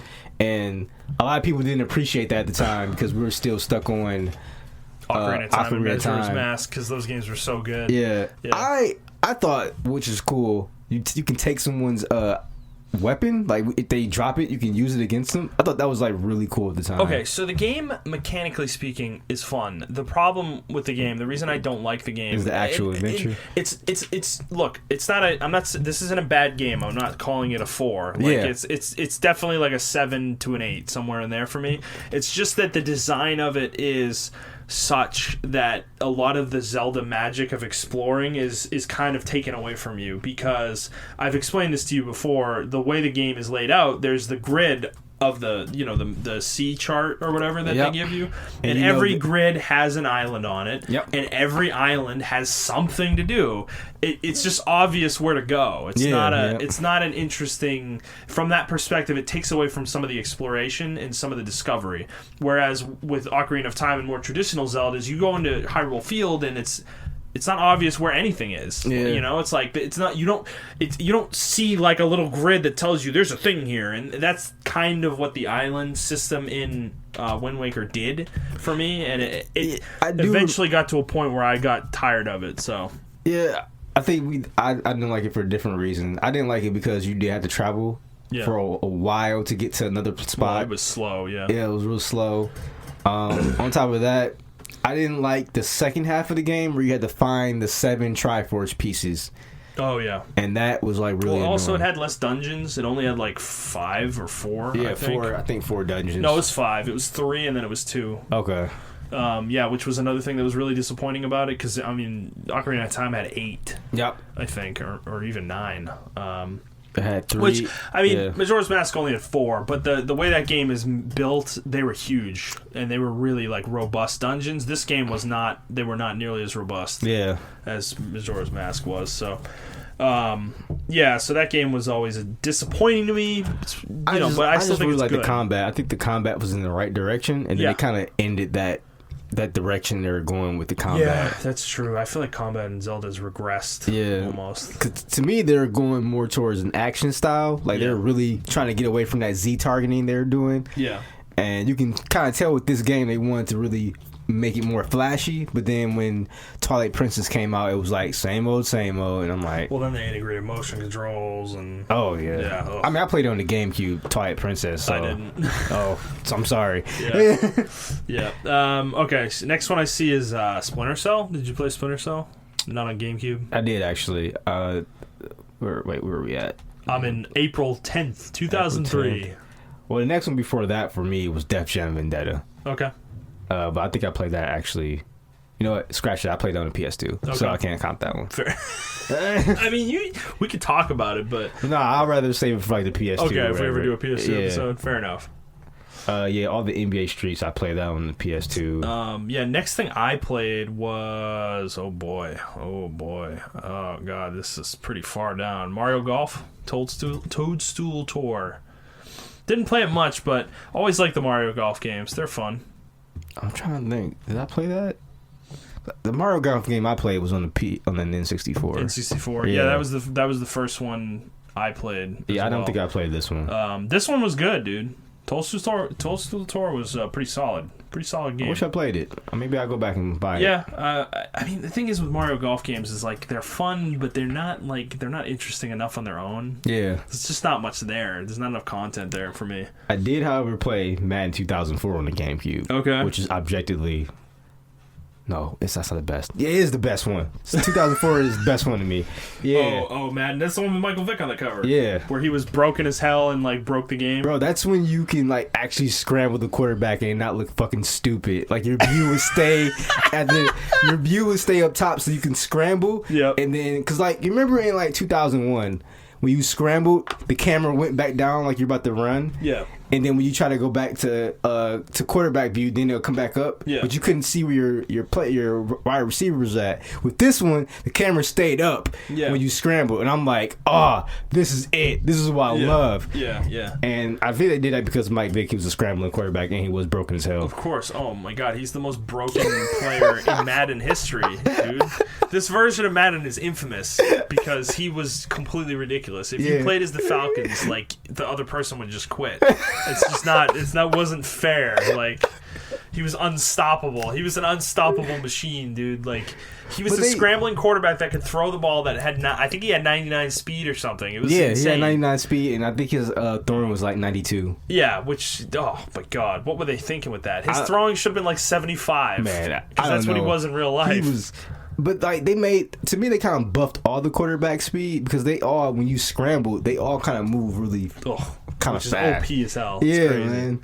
Can't believe that. Yeah, the defense was kind of terrible in this game. I do remember the defense being terrible, but this was my favorite Madden. Mm-hmm. Besides, I think the next one would be 07 for me. NFL 2K5 for me is my favorite football game. That's a good choice. I like that. I'm not even mad at that choice. Best one. I'm not even mad at that. Yeah, man. And you making your crib or whatever? Yeah, man. Yeah. Filling your crib with those trophies? Yeah, dude, that was some good stuff. Next game I'm seeing on the list is F-Zero GX, which is the first F-Zero game I remember actually playing. I remember watching my brother play the Super NES F-Zero a lot, but I never actually played it myself. This one I did play, and this one was fun. I liked the Nintendo 64 version better. Maybe because there was one on N64? Yeah. Oh, I don't remember that. You remember that one? No. Oh, man, it was really good. Interesting. Well, no, I like this one. I remember this because it had a mode that was like a death battle mode where you had to like kill all the other cars. Yeah. And it was really, really hard. Damn, it wasn't on 64? I swear that was an F-Zero game on 64. I don't think it came out here. I think it was in Japan. I think there was one. I just think it was in Japan. But yeah, it was. It was a regular F-Zero game because we played it. Okay. And I remember we used to get in first or whatever, and then if you're like way out in front, the guy was like, "Whoa, you're way out in front." He would say like that. Wait, say that again. What was that? Whoa, you're way out in front, dude. And I remember that. Oh my gosh. And I just remember like the remixes to the songs and stuff. They were like very heavy metal. Mm-hmm. Yeah, yeah. No, I do remember playing this a lot. I rented it a lot and was really into it just for that battle mode, that like death race mode. It was really fun. I didn't actually care about the rest of the game. It was weird, but the death race mode was really difficult because you were up against like 30 cars. Yes, and they would all murder you. Like they would all try to murder you. And it was rough, dude. Next game for me is Soul Calibur 2. Yep, which is the next one on the list. Oh, okay. Yeah, I put tons of hours into this game. This is probably the only fighting game besides Smash that I've ever like really deep dove into. Oh, really? Oh yeah, I played as Cassandra. Oh yeah, that's a good pick. What's her name's sister? It wasn't Sophia's sister, was it? Was it Sophia? It might have been Sophia. She had the same fighting style as Sophia. Yes, she did. But Yeah. I played as Cassandra in this game, and Soul Calibur 2 was cool because each console got its own unique character. Xbox got Spawn. Yep. PlayStation 2 got Heihachi, which is the worst one. Yeah. By far. And then Nintendo got Link. Yeah. Yeah, and objectively speaking, the GameCube version of Soul Calibur 2 is the best one. Straight up. No questions asked. Yeah, I don't know anyone who disagrees with that. Yeah. Link was really fun to play as too. Yes. The way he put his moves into the game, yep. You throw the bomb, you do your combos and stuff. Yep. It was just really cool. He was cool. Yeah. But yeah, the thing with this game that I really enjoyed was they had this like adventure mode. Yes. That you played, and it was huge. Oh my god. It was so long. It was so many. They did so many things in that game, right? That they didn't emulate in the next couple of games, but they did actually do it in the current one. Right. But, okay. 2 was like because I didn't play 3 that much, but 2 I put like tons of hours into that game. This series, from what I understand, is all about weapons, right? Yes. Every character has their own weapon type, but they have different versions of the weapons. In this game, you would do the adventure mode, and you would unlock new weapons for your character that you were playing as. And dude, there were like 50 to 100 weapons for every character, like different weapon types, and they'd have different effects. Like some of them would have longer reach, shorter reach, might do more damage with the shorter reach, less damage with the longer reach, but you have a longer reach, so it's kind of an advantage. Things like that. So yeah, it was a really fun game from that regard. I remember that adventure mode was just so fun to me. It was super cool. Yeah, because it was really in depth. Actually, yeah, it was really in depth. Yeah. This is when they used to play a lot. Like they thought of single player people in mind for this. Like they just totally which this kind of stuff I feel like would never happen anymore. Oh yeah, it would definitely be like a DLC type content. Yep. The next one for me. Oh wait, you got one? Nope. Keep going. Next one for me is PN03. This game what the hell was fucking awesome. What is that? It's like a third-person type shooter, but you were dancing while you were shooting. Okay. So think of like Bayonetta before Bayonetta came out. Yeah, okay. It was really dope. Interesting. The controls are kind of stiff, but that's because they were trying to... I think at that time, people were still trying to figure out third-person shooters. Yeah. But this game was like really dope. It was really fast-paced. I do recommend it to anyone who likes Bayonetta and stuff like that. Gameplay was really fucking dope. For the time. It may have... aged a little bit, but like she has like a mechanical suit on her, and she shoots lasers out of her hand. Yeah. And when you shoot it, you can shoot them in the rhythm, and when you dodge, you like you'll dodge like that, and you dodge like that, and you shoot, and you can like do flips and somersaults and stuff like that, and it was just really fun game. I've never heard of this game. Yeah, it was a really niche game. Interesting. Yeah. Next one for me is Beautiful Joe. Oh yeah. Which was in October of 2003. This game was a 2D platformer, or 2.5D platformer, actually. Probably one of the first ones I can remember. But this game was really fun. It was like an action game. There was a lot of... It was kind of like a movie that you were playing, and your special moves were to like slow down time. And, Bro, dude, this game was really cool. I love this fucking game. This game is really cool. This was a really fun game. I really recommend this game to people if you've never played Beautiful Joe. This is a really creative, interesting game for sure. So before that, on this list, because I did love Beautiful Joe, and yeah, like you said, they had the slow motion thing. This is when Matrix was hot too. Yep. So you can punch bullets back. Yep. I do remember that. You could. It was so dope. And you can fast forward time as well. I thought that was a really interesting concept as well. Like the whole movie thing, like you playing inside of a movie. Yeah. But before that, Freedom Fighters. Okay. Yep. A lot of people don't remember this game. It's kind of a niche game. I do not. EA Games, again, man, they're in their bag. EA Games. This game was so cool because this game, Russia took over America. And the freedom, you're something called the Freedom Fighters, which was pretty much a militia. You control these. It was a third-person shooter, but you control different units, so you can recruit people. Yeah. And you real time send them out while you're fighting. So you're controlling the battlefield and you're shooting at the same time. So think of like a Battalion Wars. Yeah. Kind of. Yeah. But like, you're just controlling units, and it was really dope at the time. Like you can send them to defend certain points, and everything like that. It was. I'm impressed how up GameCube's ass you were. Yeah, like you played more games than I did, man. And I was pretty into this console. Like man. All right, so the next one. Please tell me you play Kirby Air Ride. I did not. I was gonna bring it up though because I know it was a popular game. Is this game good, bro? It's this one. It's not even a fucking racing. It's a race game, but it's this one area you go into where it's like an open field, and random events happen on that open field. Like a meteor come down, and you're just racing around doing random shit. Like it's you and 4 other people. It's so fun. Me and my brother spent like hours. Yeah. In this field, and you can find secret things to do within the field. Yep. It was just, to me, I've never played another racing game like that. Yeah. Because you just did random shit on the stage, and you can fight each other. You can it was items. They'll drop items on the field, so you can fight each other too while just doing random stuff, or you can just explore. It was so dope, man. Next one I see is Star Wars Rogue Squadron 3. I did not play that. Rebel Strike. I didn't play that. You didn't miss much. Rogue Squadron 2 is the best one. Okay. 3 is kind of a continuation of it. The problem was they introduced on-ground levels where you're playing as a human character running around. Okay. You have sections where you're Luke Skywalker out of the That's what I remember. of the X-Wing. I do remember seeing that on trailers where he went up into the Hoth and he was so bad. It was so bad. The in vehicle sections still fantastic. But the thing was, it was the game was split though. It was half the game was on foot, half the game was in vehicles. It was not.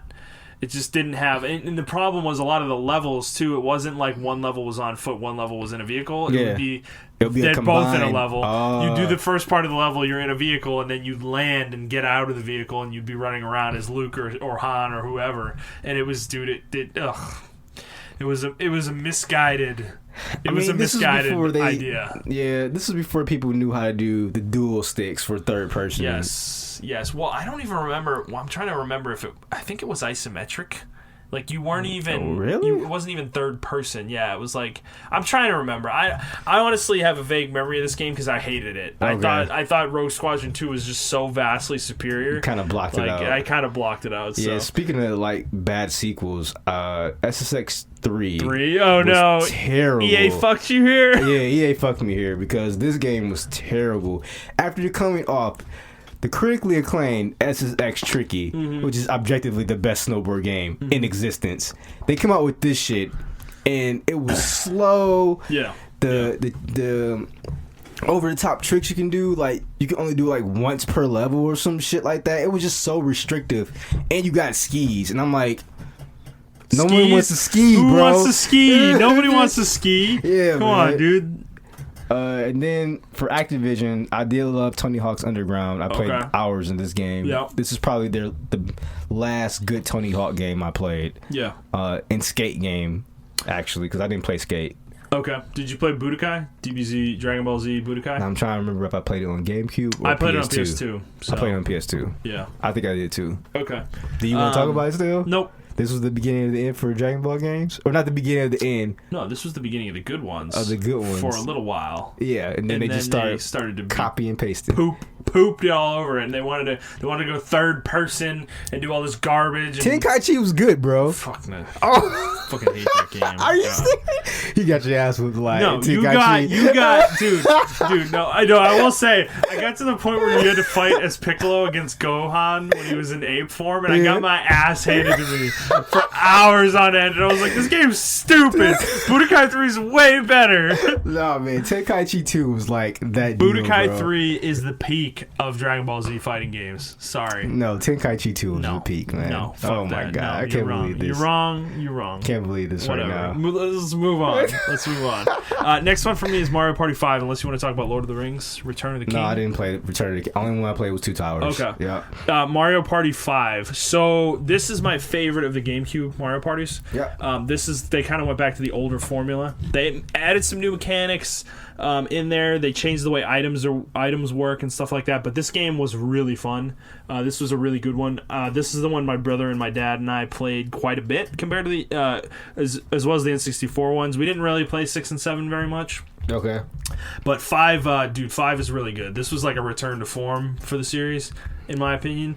And this is one of my favorite ones. It's probably my second favorite behind 3. Okay. I would say. So Gotcha. Mario Party 5, good shit. Did you? I didn't play. Yes, right. You said you didn't play any none of the ones on the GameCube, unfortunately. Yeah. I did play Crash Nitro Kart. You did? Yes. What is this? Is this like a CTR like sequel? Yes. It's actually pretty good. Was this on PS2? It was on PS2, GameCube, and Xbox. What? Yeah, man. Really? Why does nobody talk about this? Was it awful? I didn't think it was awful, but my vision of the games were objectively bad back then. Interesting. Yeah. That's interesting. Well, the next one for me is Mario Kart Double Dash. Well, I did. Oh, that was terrible. I hated Double Dash. Well, did you want to talk about something else first? I was going to say the collection I played, the Legend of Zelda collection. Oh, okay. Well, Mario Kart's first. Yeah, Mario Kart Double Dash, worst Mario Kart ever. This is a terrible, terrible, terrible, terrible, terrible, terrible, terrible Mario Kart. This game, coming from N64, the Mario Kart 64 to this, was one of the most disappointing jumps. What were they thinking, man? People love it, though. Some people objectively think this is the best Mario Kart. This game is terrible. Because of the two character thing? It's terrible. It's awful. It's a really bad game. You're 100% correct. When I first played this game, I was like, yo, what is this shit? Like, I hate the two character mechanic. The game felt... Okay, to me, the game felt really slow. It is slow. Okay. Yeah, no, it is slow. Like... The tracks aren't really that good. There's really very few memorable tracks, unlike 64, where almost literally every single track in the game is memorable. Yes. Like, this game had, like, no memorable tracks. I can't even remember any of them. The only one I can remember is Baby Park. I remember and that track sucks. I think I remember Moo Moo Farm. Their version of Moo Moo Farm, I think they had. No, Moo Moo Farm was in 64. This is when they started doing the old courses in the game. Okay. Like, they started putting old courses from older games in the game. Okay. It was some version of that. Yeah, they, like, remade Moo Moo Farm in this game's engine, basically. It was... that game was terrible, man. This is a bad Mario Kart. I don't like it. What about the Zelda collection? Is this the one you were talking about? The gray one? Yeah, this is the one I was talking about. I did not get this. Okay, yeah. I think this one had 4 swords in it. It had Link to the Past. It had Zelda 1 and 2 as well. Zelda 1 and 2. Yeah. And I want to say it had another one. Oh, I think it had Ages of Oracle. No, I don't think Oracle. No, Ages. I think it was Ocarina of Time. Yeah, it had Ocarina of Time in there. Yeah. And it had Majora's Mask. It did? Yeah. Oh. Yep. Interesting. Okay. It fit a lot of games, and then I remember this also had a 20-minute demo for Wind Waker. If you didn't get Wind Waker. Oh, okay. And I don't know why, because Wind Waker came out after this. No, dude, I saw that earlier too when Rogue Squadron 3 had a demo disc come out like 3 weeks after the game came out. Like, what? They got okay. That's why, because I played this first, and then I went and bought Wind Waker after I played this. Yeah. So, yeah. For me, the next game of note is like all the way in 2004. So, is there anything in Code Veronica X? But I played Code Veronica on the Dreamcast, so I really can't count that. Okay. Yeah. What about Beyond Good and Evil? Did you ever play that? Beyond Good and Evil? No, I heard it was a good game though. I mean, it's got a cult following. Yeah. Aren't they supposed to be bringing that back? They kind of teased it in E3 last year. Yeah, but they've been teasing that game for a long time, and I think they're just I think they're stringing people along. Like, I think they intend to make a game, but I just don't believe it's ever going to come out. Next game for me then is wait, where are you at? You in 2004? Yeah, February. Final Fantasy Crystal Chronicles. Okay. Which I didn't play. Mine's in January, which is Sonic Heroes. Okay, yeah, Sonic Heroes, yeah. Love that fucking game. Really? Is that a good game? Yeah, it's actually a really good game. Okay. You got 3 different teams. You got the dark team, the light team, and then some obscure team. And each of them, through levels, you had 3 different people on each team. You had speed, a flight, and a power. Okay. And it was really cool how they did the level design behind the speed, the flight, and the power. So I recommend it to anyone who's like a slight Sonic fan or who likes the Sonic adventure games. This game is really cool. What about Metal Gear Solid Twin Snakes? Worst Metal Gear. Did you ever play it? Yeah, I played it. It was worse. I never played it. Why is it so bad? It's good if you never played the original Metal Gear. Oh, okay. So they fuck it up. They don't fuck it up. They fuck it up where it's game breaking. They use the mechanics of Metal Gear 2. Yeah. So you can go first person, and they didn't design the game around that first person aspect. So the game is broken. Yeah. it gets real easy because Yikes. you can do first person stuff in there. Okay. The next one probably is Pokemon Coliseum, which I told you I never played. What about Bomberman Jetters, man? You like that? Oh my god, no. I think I did play that one, and I was like, I played a level, and I was like, this is just like Generations, and it's horrible. Please stop ruining Bomberman. Had an anime adaptation, man. Oh, Jesus, dude. Yeah. Actually, I did see that Phantasy Star Online, the Card Revolution. I don't know what that was, dude. I saw it on G4. They had a gameplay video for it. They used to show different games, and it looked pretty dope. Because it says episode 3. So, you know what the thing about this is? I think this was downloadable if you own 1 and 2. Oh, okay. I don't know that for sure, but I don't know. I remember seeing it, though, but it was more turn-based. This was turn-based. Oh, yeah. Then never mind. I'm wrong. Okay, this was a different game. Yeah, that was what was weird about it. Yeah, people hated it. Now that I remember. Yeah, it was turn-based. Because they were like, what are you doing? Like, we want Phantasy Star Online, not this. What about Pokemon Coliseum? Bro. Yeah, I know. We've talked about this game before. Yeah, we have, but if we want to go back into it, we can. I'm going to play it. I got to play this at some point. Did you get it? No, I didn't get it, but I need to play it at some point. Yeah, it's really a good Pokemon game. It's kind of dark. The world is raptured. And you're driving you're like a badass trainer, right? You got this fucking motorcycle, big ass motorcycle thing. Mm-hmm. It's a 3D Pokemon adventure. It's pretty dope. I'll recommend it to Pokemon fans. Next one is Custom Robo for me. What a game! Woo! What a game! Woo! Holy balls! This is probably up there in the top 3 next to Bait and Katos. Yes. Like this is primo GameCube. I don't care if you don't like mecha stuff. Like, this shit was dope. Dude, they should have turned this into a franchise. Yes. Dude, they could have done so many cool... They could have made an anime out of this. Imagine a modern day where we've had multiple custom robo games, and this is like an online competitive multiplayer game. Wow.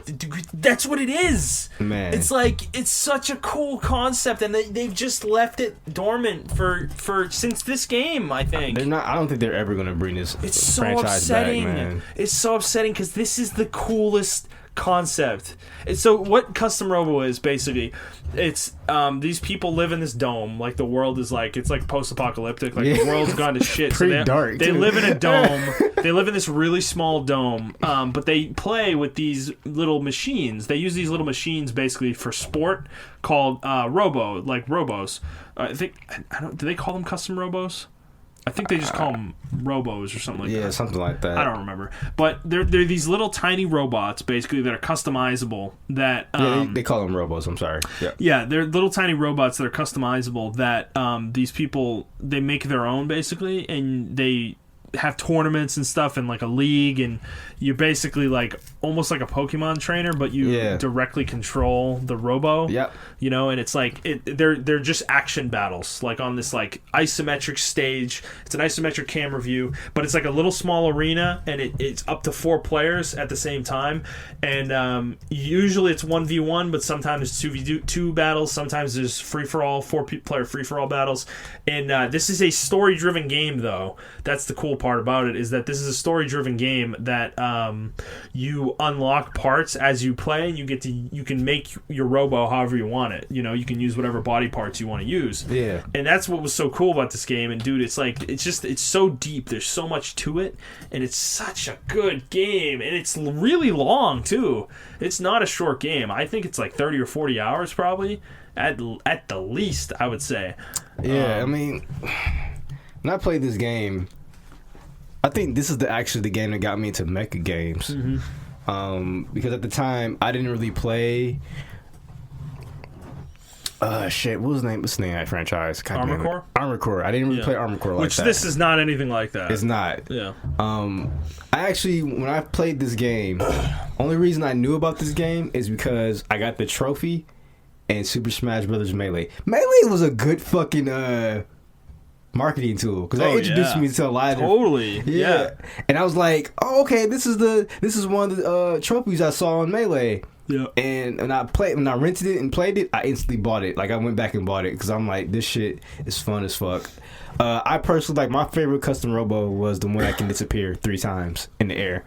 Yes, it was like a vanishing. Yeah, it was like, so basically your robo could jump, but then it could boost in the air. Yeah, and I think the default one could do 2 boosts, and then there were other ones that could only do 1 boost, but it was really long. Yeah, some that had a short 1 boost because it was a fat, like tanky robo. But then there were these really agile ones that could do 3 or 4 boosts. So some of them could do 4 that were like really short boosts. Yeah, in different, and you could like change directions in midair.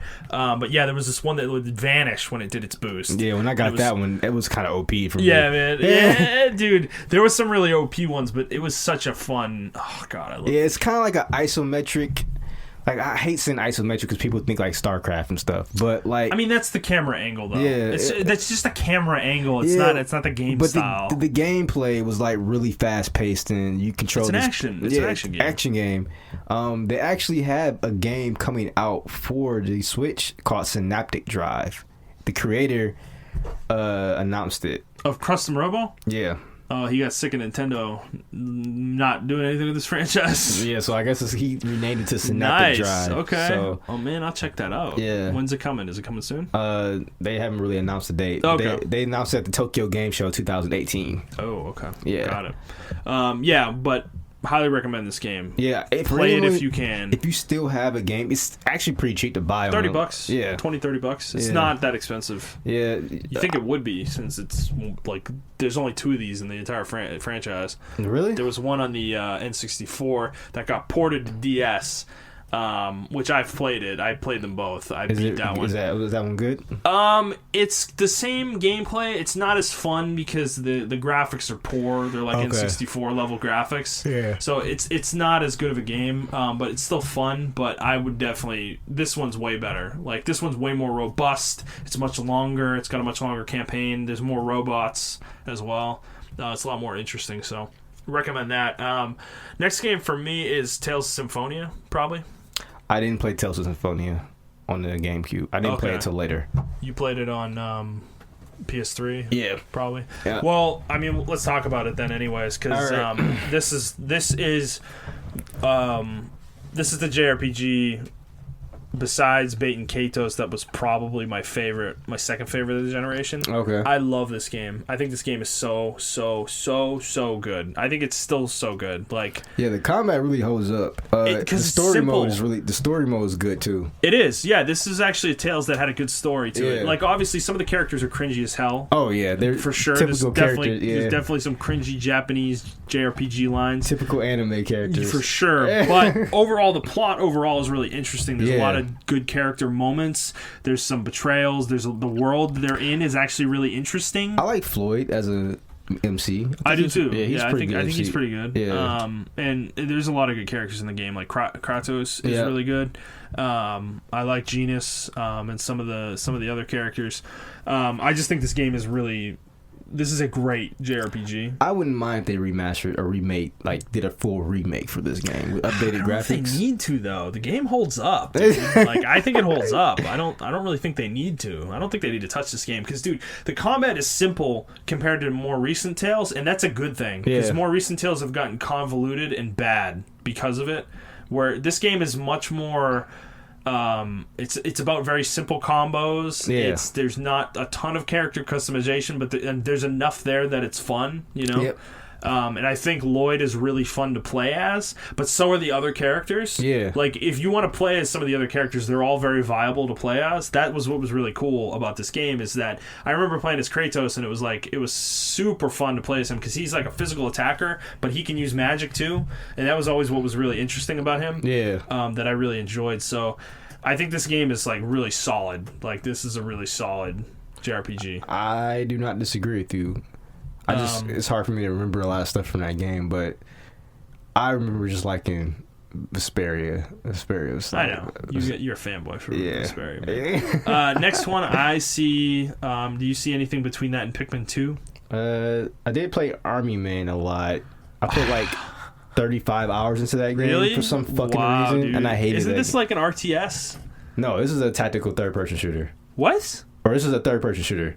And the first Army Man was called Army Man Sergeant's Heroes on the N64, and I love that game. And then this one was Army Man Sergeant's War. Now this game was all right. Yeah. I can't play it now. It's probably aged terribly, but yeah. I guess the next one for me, which I didn't watch anybody play, or which I watched somebody play, but I didn't play it, was Paper Mario. Oh, okay. Well, hold on. I think you skipped Pikmin, right? Oh, Pikmin 2? Yeah. Yeah. Did you play Pikmin 2? Yes. I didn't like Pikmin 2 as much as the first one. I thought it was like, I don't know why. It just didn't have the same magic for me. To me, it was more of the same thing. Yeah, it was just more of the same. Yeah, so I mean, it was still a good game though. It was a good game. Yeah, still a good game. I want to shout out. Never played this game, but Zoids Battle Legends. I didn't play it. Did you ever watch Zoids? No. Yeah, I did. Yeah, I love that show. It's such a dumb show, but I love Zoids. It's a good show. It's a good show. It's a good show. So you said the next one was Paper Mario? Yeah. Damn, dude, all the way in October. Yeah. Let me see. I didn't really play anything through here. Nope. Yeah, Paper Mario would be the next one. So the original Paper Mario is one of my favorite games on N64. This one is also very good. It is the last in this vein of RPG Paper Marios that we get, that we ever got. This game's really solid. It's a very large game. Honestly, it's surprisingly large. If I'm being completely honest with, I mean, the original Paper Mario was a pretty big game too. Actually, if I think about it, Paper Mario is just good, man. I'm so sad what they've done with this franchise. What have they done with it? Nothing. They've turned it into garbage. Because the game after this on the Wii was Super Paper Mario, and that game was a action platformer, 2D platformer, but it was fun. It was a good game because it was like it used Paper Mario, so you would like be able to be on you would be on a 2D plane normally. Yeah. But you get an ability that will let you flip the level to 3D, and you get to walk around in 3D.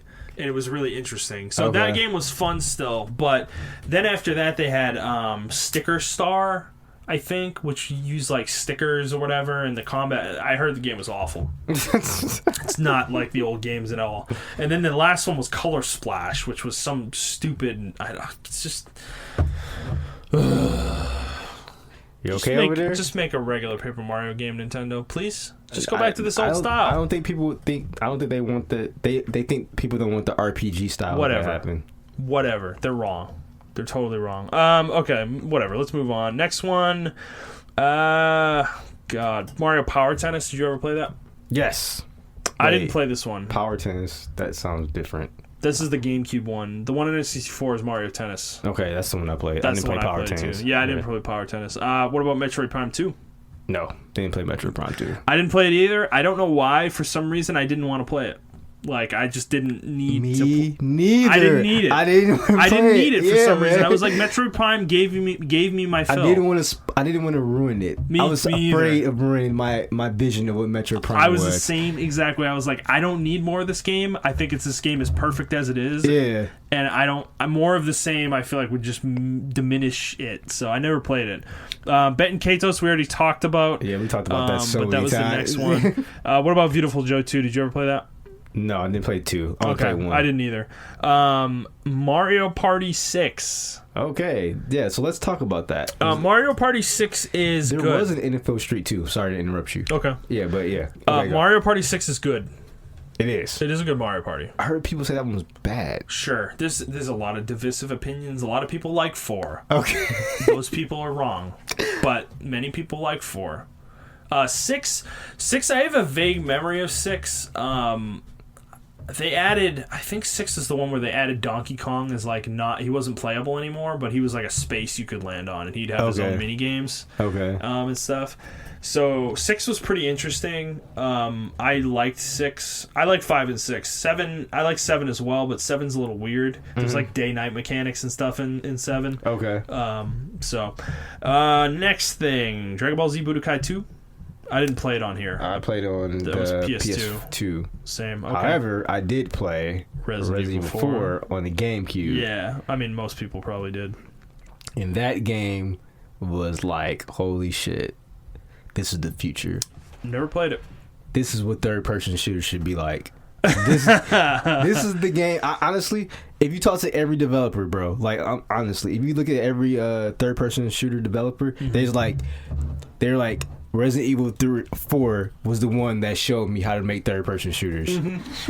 Like, that over-the-shoulder camera I was like, this shit is revolutionary, man. Yeah. And then you can aim and shoot the zombie in the head or in the leg. And on top of that, like, there weren't zombies. There were people infected by some kind of parasite. Yeah. So they were smart. So you go inside. If you try to run inside a building, and you barricade the door, they'll come through the window. And if you barricade the windows and you run upstairs, they'll grab a ladder, take the ladder, and put the ladder up and come to the ladder and come get you through there. So it was really cool. Interesting. Yeah, and that's then, interesting. You had these little quick time events too. If you shoot them in the leg, you can do a quick kick, and like they'll all stagger when you do it. Like, so you had to use your bullets and use your abilities in certain ways to get through the level, to progress through the level. Yeah, and it was still kind of creepy as well. But Resident Evil 5 kind of threw all that shit out the water. Yeah, it became an action franchise. But Resident Evil 4, you felt like you were still by yourself. It was still creepy.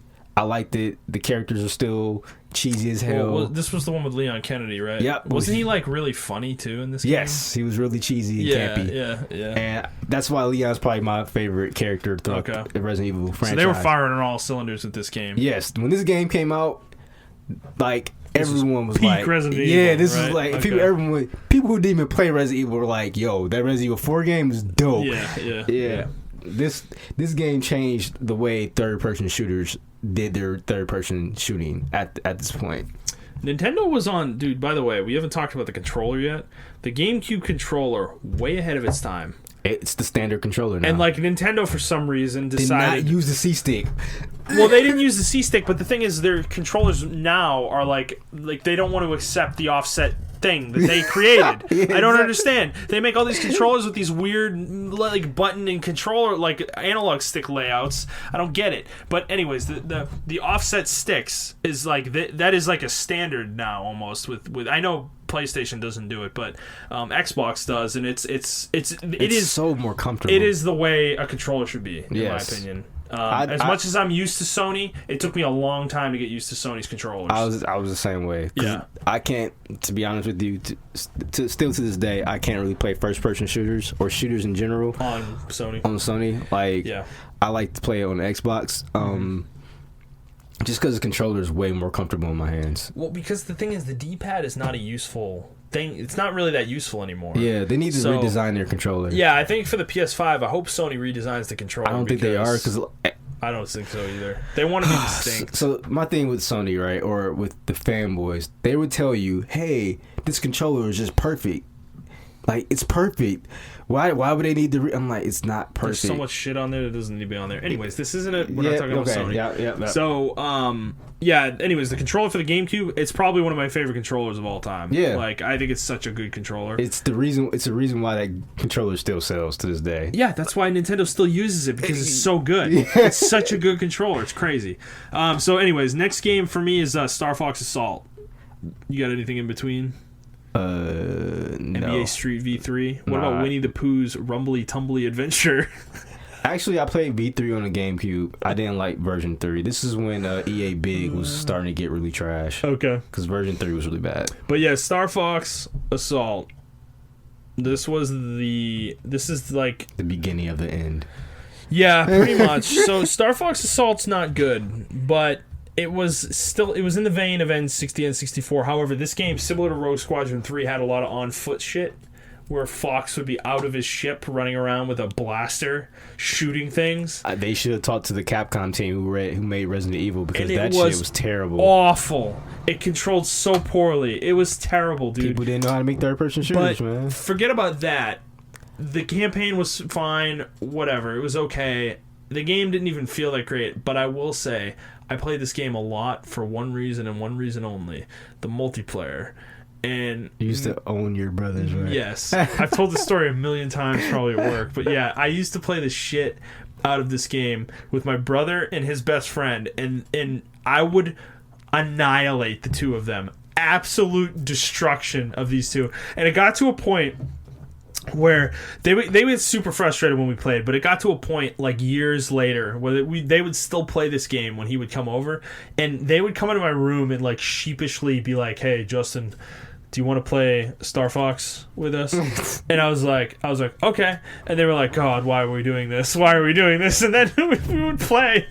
I'd get behind them and I'd kill them in less than like a half a second. Like it was like would be like, how do you press the button that fast? I was a psychopath with this game, dude. Like I don't know why this game the multiplayer in this game just clicked with me. Like the movement and the way the R-wing controlled and everything was just I actually weird. hated the way that thing controls. It was so slow and sluggish for me, man. It wasn't though. It was very mobile actually. Really? The R-wing was when you were in free range mode, which is what multiplayer was. Yeah. It was very, very well controlled. It was the problem was in the campaign the on-rail segments sucked. Yeah. They were not fun. Yeah. So, but yeah, the multiplayer was actually pretty fun in this game. But yeah, I don't recommend it though. Just play Star Fox 64. Do yourself a favor. Okay, let's keep going. Next thing for me, man, dude, we're starting to get to the dregs now, like the end of it. I'm in August and I still haven't seen anything. You're in August? Blah, blah, blah, blah. Nah, yeah, I didn't play anything here. What about Super Mario or Mario Superstar Baseball? Did you play that? Nah. No? Okay.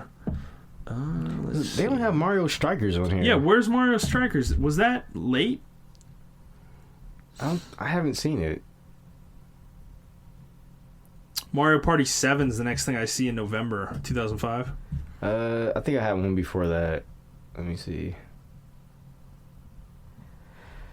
Oh, here's Strikers. Oh, Fire Emblem. They have Fire Emblem Path of Radiance. Oh, where's that? That's in October. Oh, there it is. I see it. Oh, yeah. Oh, yeah, for sure. We got to talk about this one. I know you haven't played it, but this is probably the best Fire Emblem. Well, before that, I did play Battalion Wars, which is made by the same people who made Advance Wars. Oh, okay. That's Intelligent Systems. They're the ones who made Fire Emblem. Oh, well, I thought this was the same people who made... Interesting. Yeah, they made Advance Wars. Okay. Well, Battalion Wars is really cool. It was like a first... People compared it to Advance Wars, but it's actually real time, so you control different units. Okay. How you would on Advance Wars as well. Mm-hmm. And as different levels progress, you get access to different units. First, you just start with the different infantry units, and then you'll get tanks, and then you'll get helicopters and stuff like that. And it was actually real time and third person, so you'll switch between going into the tanks in third person, and then you can switch off so as like over isometric view as well. So you can control the unit that you're controlling, one unit, and also give commands to your other units, so you can switch off like that. And I thought this game was like really fucking cool. What about I missed this one too? Pokemon XD Gale of Darkness, which was the sequel to Coliseum, right? Yes. Did you play that? Yes. Did you like it? Yes. Just as good as Coliseum? Just as good. Okay. More dark. I gotta play these games. Yeah, it was more darker. I definitely gotta play these games. Yeah, Path of Radiance. This is probably the best Fire Emblem game. I've not played this yet. I personally like Radiant Dawn more, which is the Wii one. Okay. But I think Path of Radiance is probably a better game. It's better balanced, in my opinion. Radiant Dawn had issues with difficulty because the translation was wrong. They kind of screwed up the difficulties in that one. But yeah, this was a great first foray into a 3D Fire Emblem game, and it's just so good. The story is phenomenal in this game. Really? Like this is the peak. This is peak Fire Emblem storytelling. Really? Oh yeah. No, I love Blazing Sword. Dude, this is better than Blazing Sword. Really? Oh, it's not even close. Okay. Sorry. I love Ellawood and Hector and Lindis, but no, this is way better. Okay. Dude, the world of the world in Path of Radiance and Radiant Dawn is so interesting. Like the nations and the way they all interact with each other and stuff, and the things that happen in the game, and the characters too, like Ike and some of the other characters, dude, are just so good, so good. So you have to play this game. You have to play this game. If I can find it, it's like $100. I have it. Oh, I can lend it to you if you want to play it. I can lend it to you. Yeah, I own it. I've kept my copy over the years because I knew this game was going to be valuable because it was not. They didn't make very many copies of it, so it's hard to find. But it costs a lot. I think it's $100. Yeah, probably. It is. It's one of the more rare GameCube games. Yeah, continuing on. As I said, the next one was probably Mario Party 7, which we already talked about a little bit. It had a day-night system. It was an interesting one. Probably not. It's probably one of my least favorite ones, though. They had a FIFA Street? What the hell? Yeah, dude, they had a street of like all the games, right? I didn't know that. Of all the sports games, pretty much. Didn't they? Here's Mario Strikers. Yes. So Mario Strikers, Super Mario Strikers. Actually, hold on. I want to talk about Shadow the Hedgehog. I don't want to talk about that trash. What a terrible game. Oh my god, it was so bad. Oh, what a terrible game. What were they thinking? Oh no, that shit was terrible. But yeah, 2005, Super Mario Strikers. I don't even know what to say about it. This game was perfect for me. What a game. I don't even know What a game. I discovered this game very, very late. Like beyond, like in the Wii. Oh, era. really? Yeah, I discovered this in like 2007, 2008, probably. Yeah. This game, I didn't play it when it came out on GameCube. This game was brutal, man. But dude, what we would do? So I played it with two friends. We were obsessed with Smash Bros, but we were looking to something to vary it up. And one of our friends had Strikers, so we started playing Strikers. And what we would do is we would turn the specials off. Oh, really? Because they broke the game. Yeah. And we would play with no specials, and dude, this game without specials was so hard to score a goal without specials. Really? Because the goalies were like, dude, they were just ridiculously good. However, we got so good, we got to the point where we were really good at doing lob kicks. Oh, okay. And if you got the goalie out the right distance do a lob kick over him. I used to bait that. You would do a lob kick over him and he couldn't get the ball. So it was such an easy way to score. We got really good at that shit. And we would have games where it would be like 20-15 or something. It was nuts. We started being really good at scoring. I have no idea why they never made another one. They did. They did? On the Wii, yeah. Oh, that's probably why, man. But yeah, then that one probably didn't sell and they never made another one. But dude, Strikers, yeah, Super Mario Strikers. I don't have this. I want to get it though. Yeah, I gotta find it myself. This is a great party game. I would love to play this like just with people we know. Yeah. Like, dude, GameCube. I'm pretty sure Andy would love that. Dude, GameCube's multiplayer lineup was so good. So good. Ugh. Man, dude, what a console. I love this console. Next one for me, what about Sonic Riders? It was alright. I played it. It was alright. Like okay. I liked it. It was a standard like riding. Right after that, racing game. Naruto Clash of Ninja. Do you remember this? I didn't play this game. This game was a fighting game. It was a 2D fighter. And they were like, this was the first one, and they made 4 of these really quickly, I think, in like really quick succession. But this first one only had like 8 characters in it, I think. It was like Naruto, Sakura, Sasuke, I don't even remember, like Rock Lee. It was like the really basic cast from like the first 10 episodes of the show. Yeah. And this is actually what got me into Naruto, was this game. Really? Because this game was really fun. It was a bad fighting game though. It's not a good fighting game. Like there's very limited move sets. It's really slow. It's not a really good game. But then they made Clash of Ninja 2, which had 4 player battles in it. And then there was like a Clash of Ninja 3, and then I think there was a Clash of Ninja Revolution or something like that. It was weird.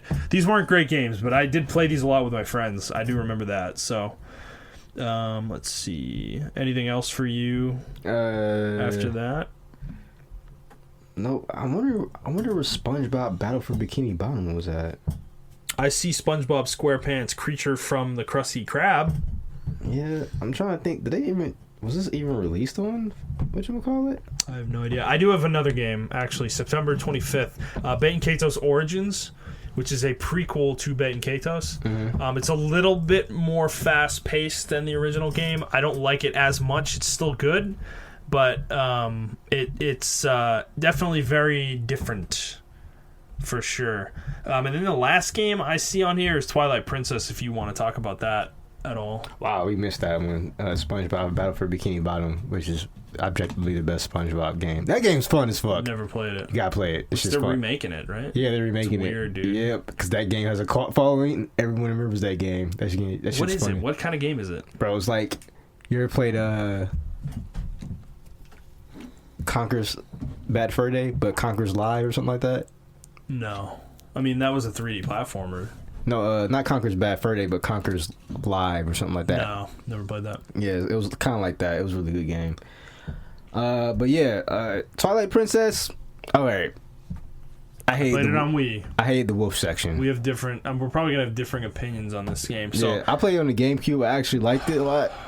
It was a standard. I have to play it on GameCube. Yeah. I'm upset that I experienced this on Wii. I didn't buy on the Wii.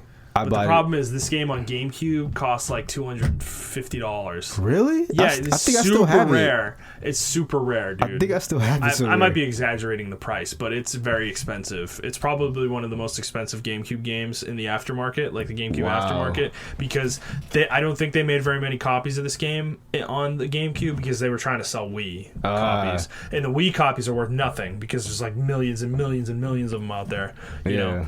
But yeah, the thing with this game was, like on the Wii, Link was right-handed. Yeah. On this, he was left-handed. Everything was reversed. Oh. He was left-handed, and then the world was flipped. Like, it was mirrored. What? Yeah, it was, like, mirrored. Like, everything... So, everything on the right side of the map, like, on the eastern side of the map, was actually on the western side of the map, and then the opposite.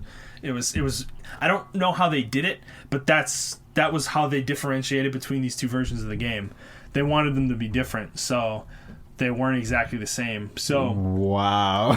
Yeah. It's very strange. I didn't mind this game at all. No, this is a good Zelda. It is.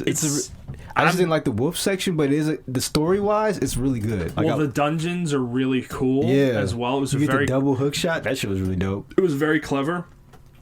They had that like oh God, what was that metal rail thing that it was like a spinning top. You kind of rode on it? Yeah. That boss fight was really fun against the giant skull head or whatever too.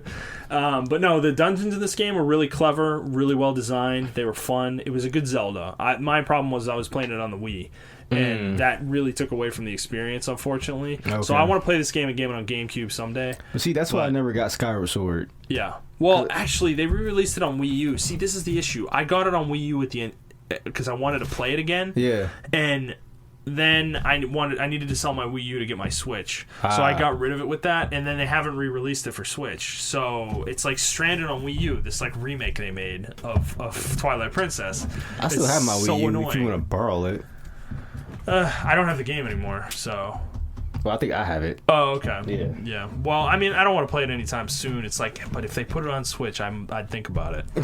But no, but this is a good Zelda. I think it's kind of looked down upon, honestly, from the perspective of other comparing it to all the other Zeldas. I think it's one of the ones that people like the least, probably. I can understand why, because it's kind of boring as far as Link. It himself. It's kind of an Ocarina of Time, just kind of continuation. Not in terms of story, but like the way it's designed, the way it looks. It's funny because everybody was crying for that when Wind Waker came out, and then when they actually gave it to us, people weren't super excited about it. Yeah, they played this one really safe. Yeah, in my opinion. The only thing that was that's different about it was when you turned to the Twilight Wolf, but that was about it. Yeah, and those sections were okay. They were fine. They weren't that bad. That interesting. Yeah. And what was her name? Midna or whatever? Midna, who turned out to be Zelda. Yeah, which spoilers. Yeah, there were some cool parts of this game though. I like this game a lot. It was a good Zelda. Yeah, this was like a direct sequel, I think, to well, not a direct sequel, but they referenced Ocarina of Time a lot in this game, just to let you know, like, okay, guys, we get it. You want another Ocarina of Time? This is it. Like, it was so obvious. Wasn't this the one where they released the timeline, or was that was pre Skyward Sword? That was pre Skyward Sword. Got it. Or was it pre Skyward Sword? It was. Yeah, it was. Because that was the one that was the first one. That was the first Zelda. That was the first like event in the Zelda timeline was Skyward Sword. Which I fucking hate that game. I need to play it because everybody hates it. I never played it, dude. It's the motion controls, bro. I owned it for years. The motion controls, like, I don't like the motion. I hate motion controls. I didn't mind the motion controls in Twilight Princess, so I might not mind Skyward Sword. You needed the Wii Plus. The Wii Motion Plus, yeah. And I didn't have that, and I'm like, I don't want to play this game. Yeah. I don't have it. I remember IGN gave it a 10. Really? Yeah. Wow. Oh, yeah. They gave it a 10. Yeah. I remember being blown away by that, and then the internet just like took the piss out of them for it because like people hated this game. Yeah, I mean, it wasn't. I played it at my cousin's house for like maybe 4 or 5 hours, and I got through the first dungeon.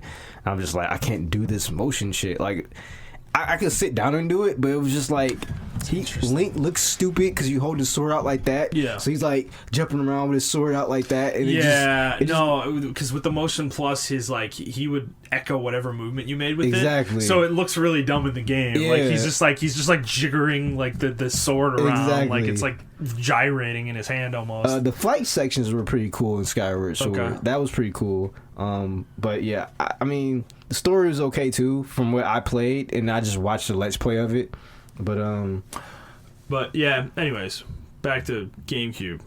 Any other games you want to call out, shout out that we didn't mention that you think we didn't mention, or anything else about the GameCube you want to shout out in particular? I know we talked about the controller, but any other? That's pretty much it. I mean, I just really love how.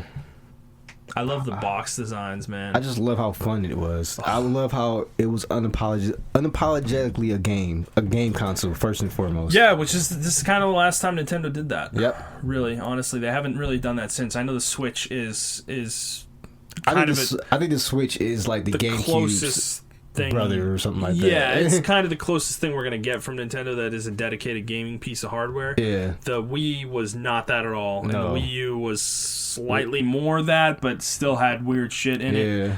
That didn't make any sense. The Wii U wanted to be the Switch. Yes, it did, and it just wasn't there yet. Yeah, the technology wasn't there. Unfortunately, that's why I love GameCube. Is that this was the last time Nintendo was really, really, really focused on games, and this is when their first party lineup was mostly just firing on all cylinders. Man. Yes. Like most of their first party games in this era were fantastic.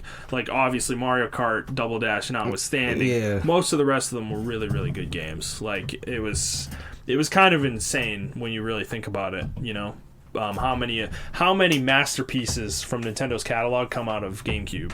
Yeah, and that's why people love it. I mean, Yeah. I don't know, man. But then even third party, dude, like Bait and Katos and some of these other games that were made in this era. Well, now like, those are first party because Monolith Soft is like. which is true.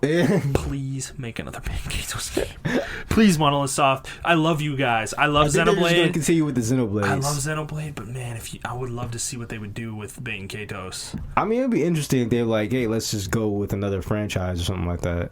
I think they're making a new franchise. Yeah, that would be pretty cool. So, but I think their time is so tied up with other games because you can see their influence in a lot of other games. yeah.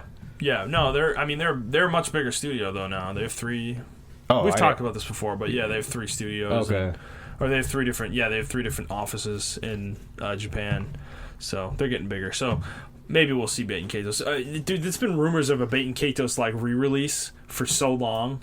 And it's never happened. Like, people thought it was coming on 3DS. People thought it was coming on DS. And it's just like, it never happened. It never materialized. I think that game will sell because... Dude, I'm telling you, if they re-release Bait and Katos...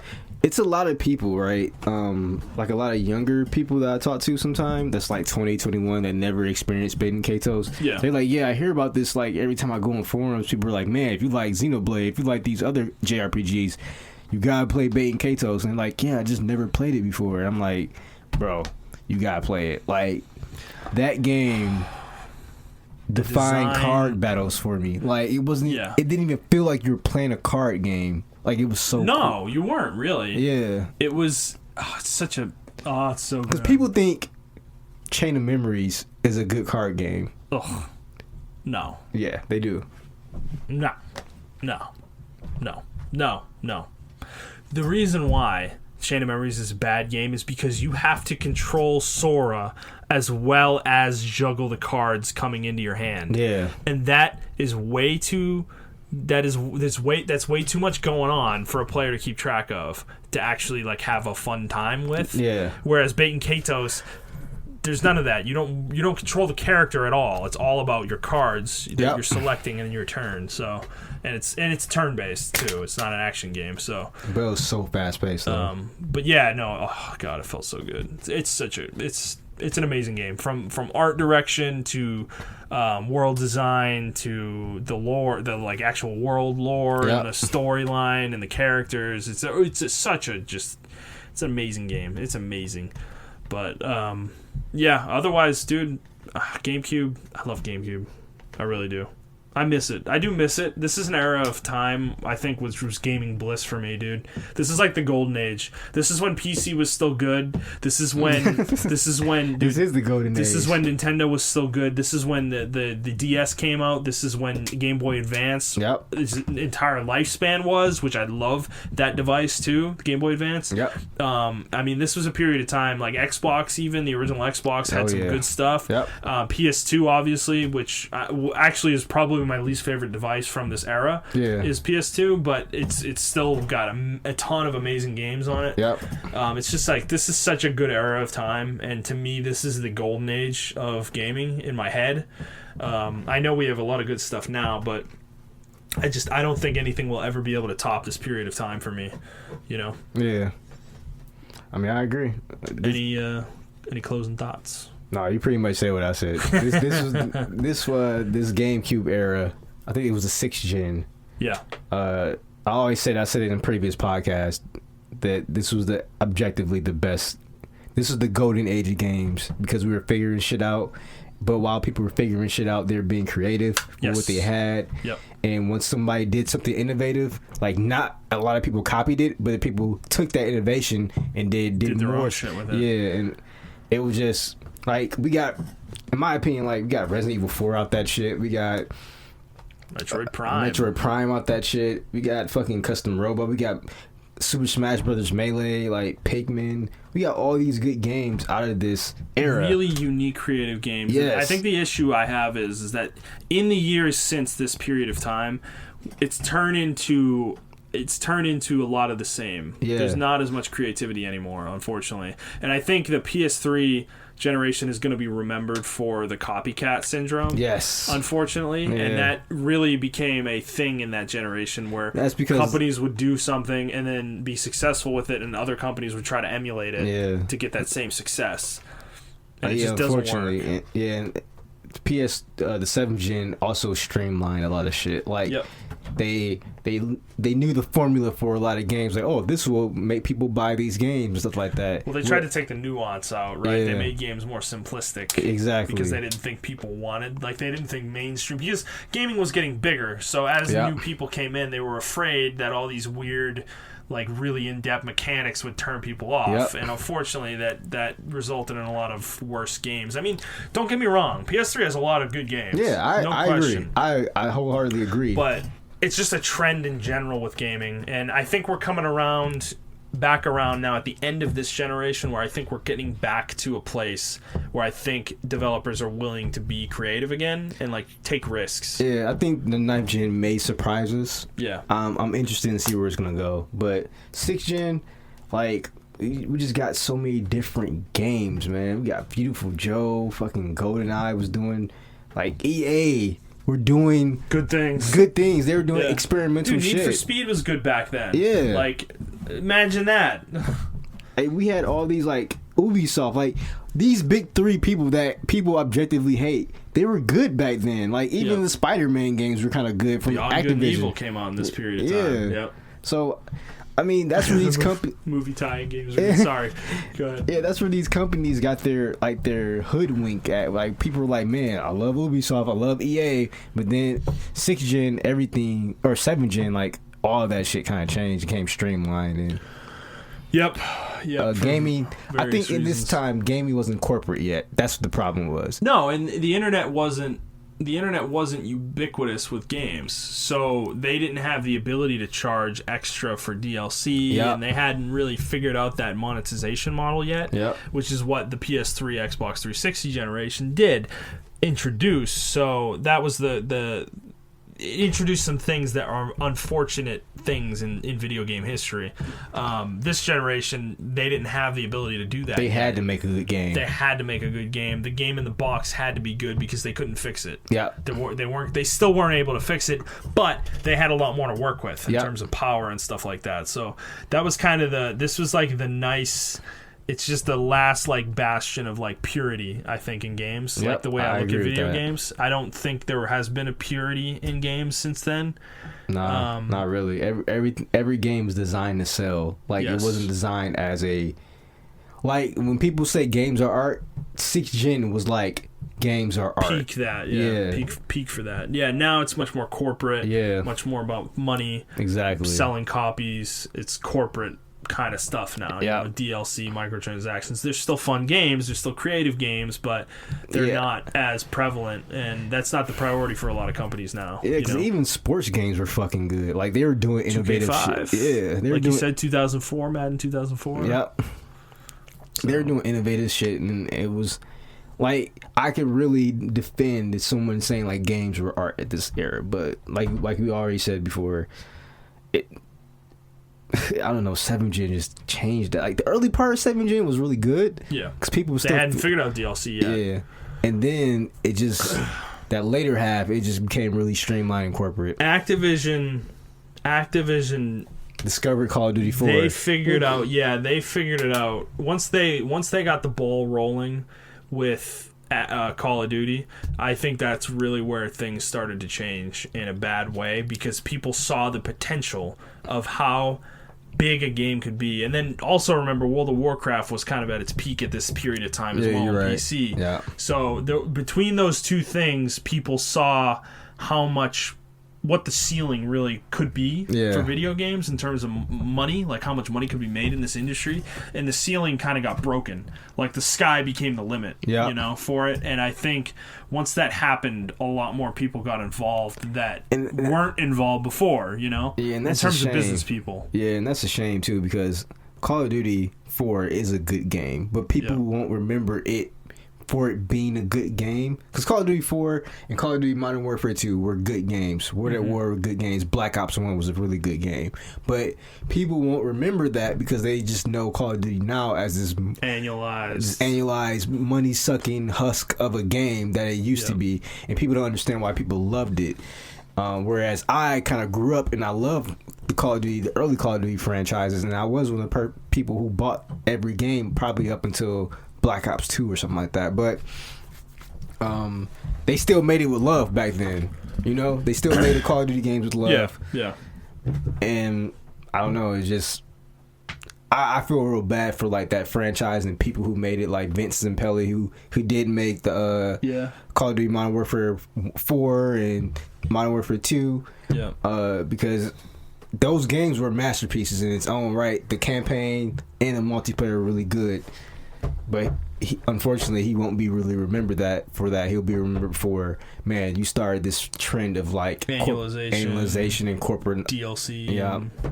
Yeah. So, yeah, it's unfortunate. But Gamecube was dope. Yeah, Gamecube Period. was dope. Let's end on an upbeat note.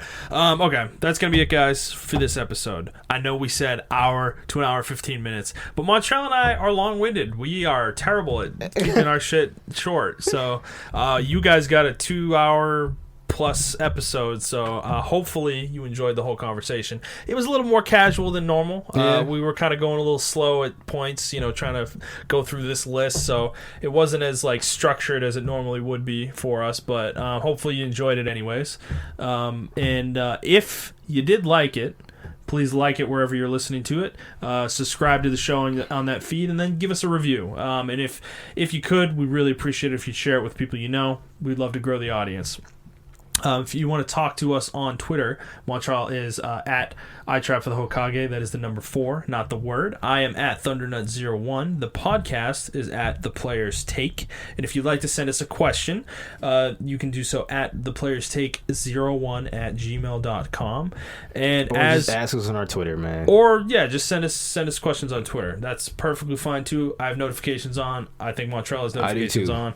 So we can interact with you there. And if you want to ask a question for the pod, you can do it there, and we'll do that on the podcast. So, next week is going to be a normal episode again. Yep. So, we'll be back to the regular news cycle, and then we'll probably have 1 or 2 more of these kind of episodes after that. Yeah, because we got to go on vacations. So both of us have some vacations we're going to be taking. So, again, hope you guys enjoyed it, and we will see you guys on the next one. All right, bye, guys.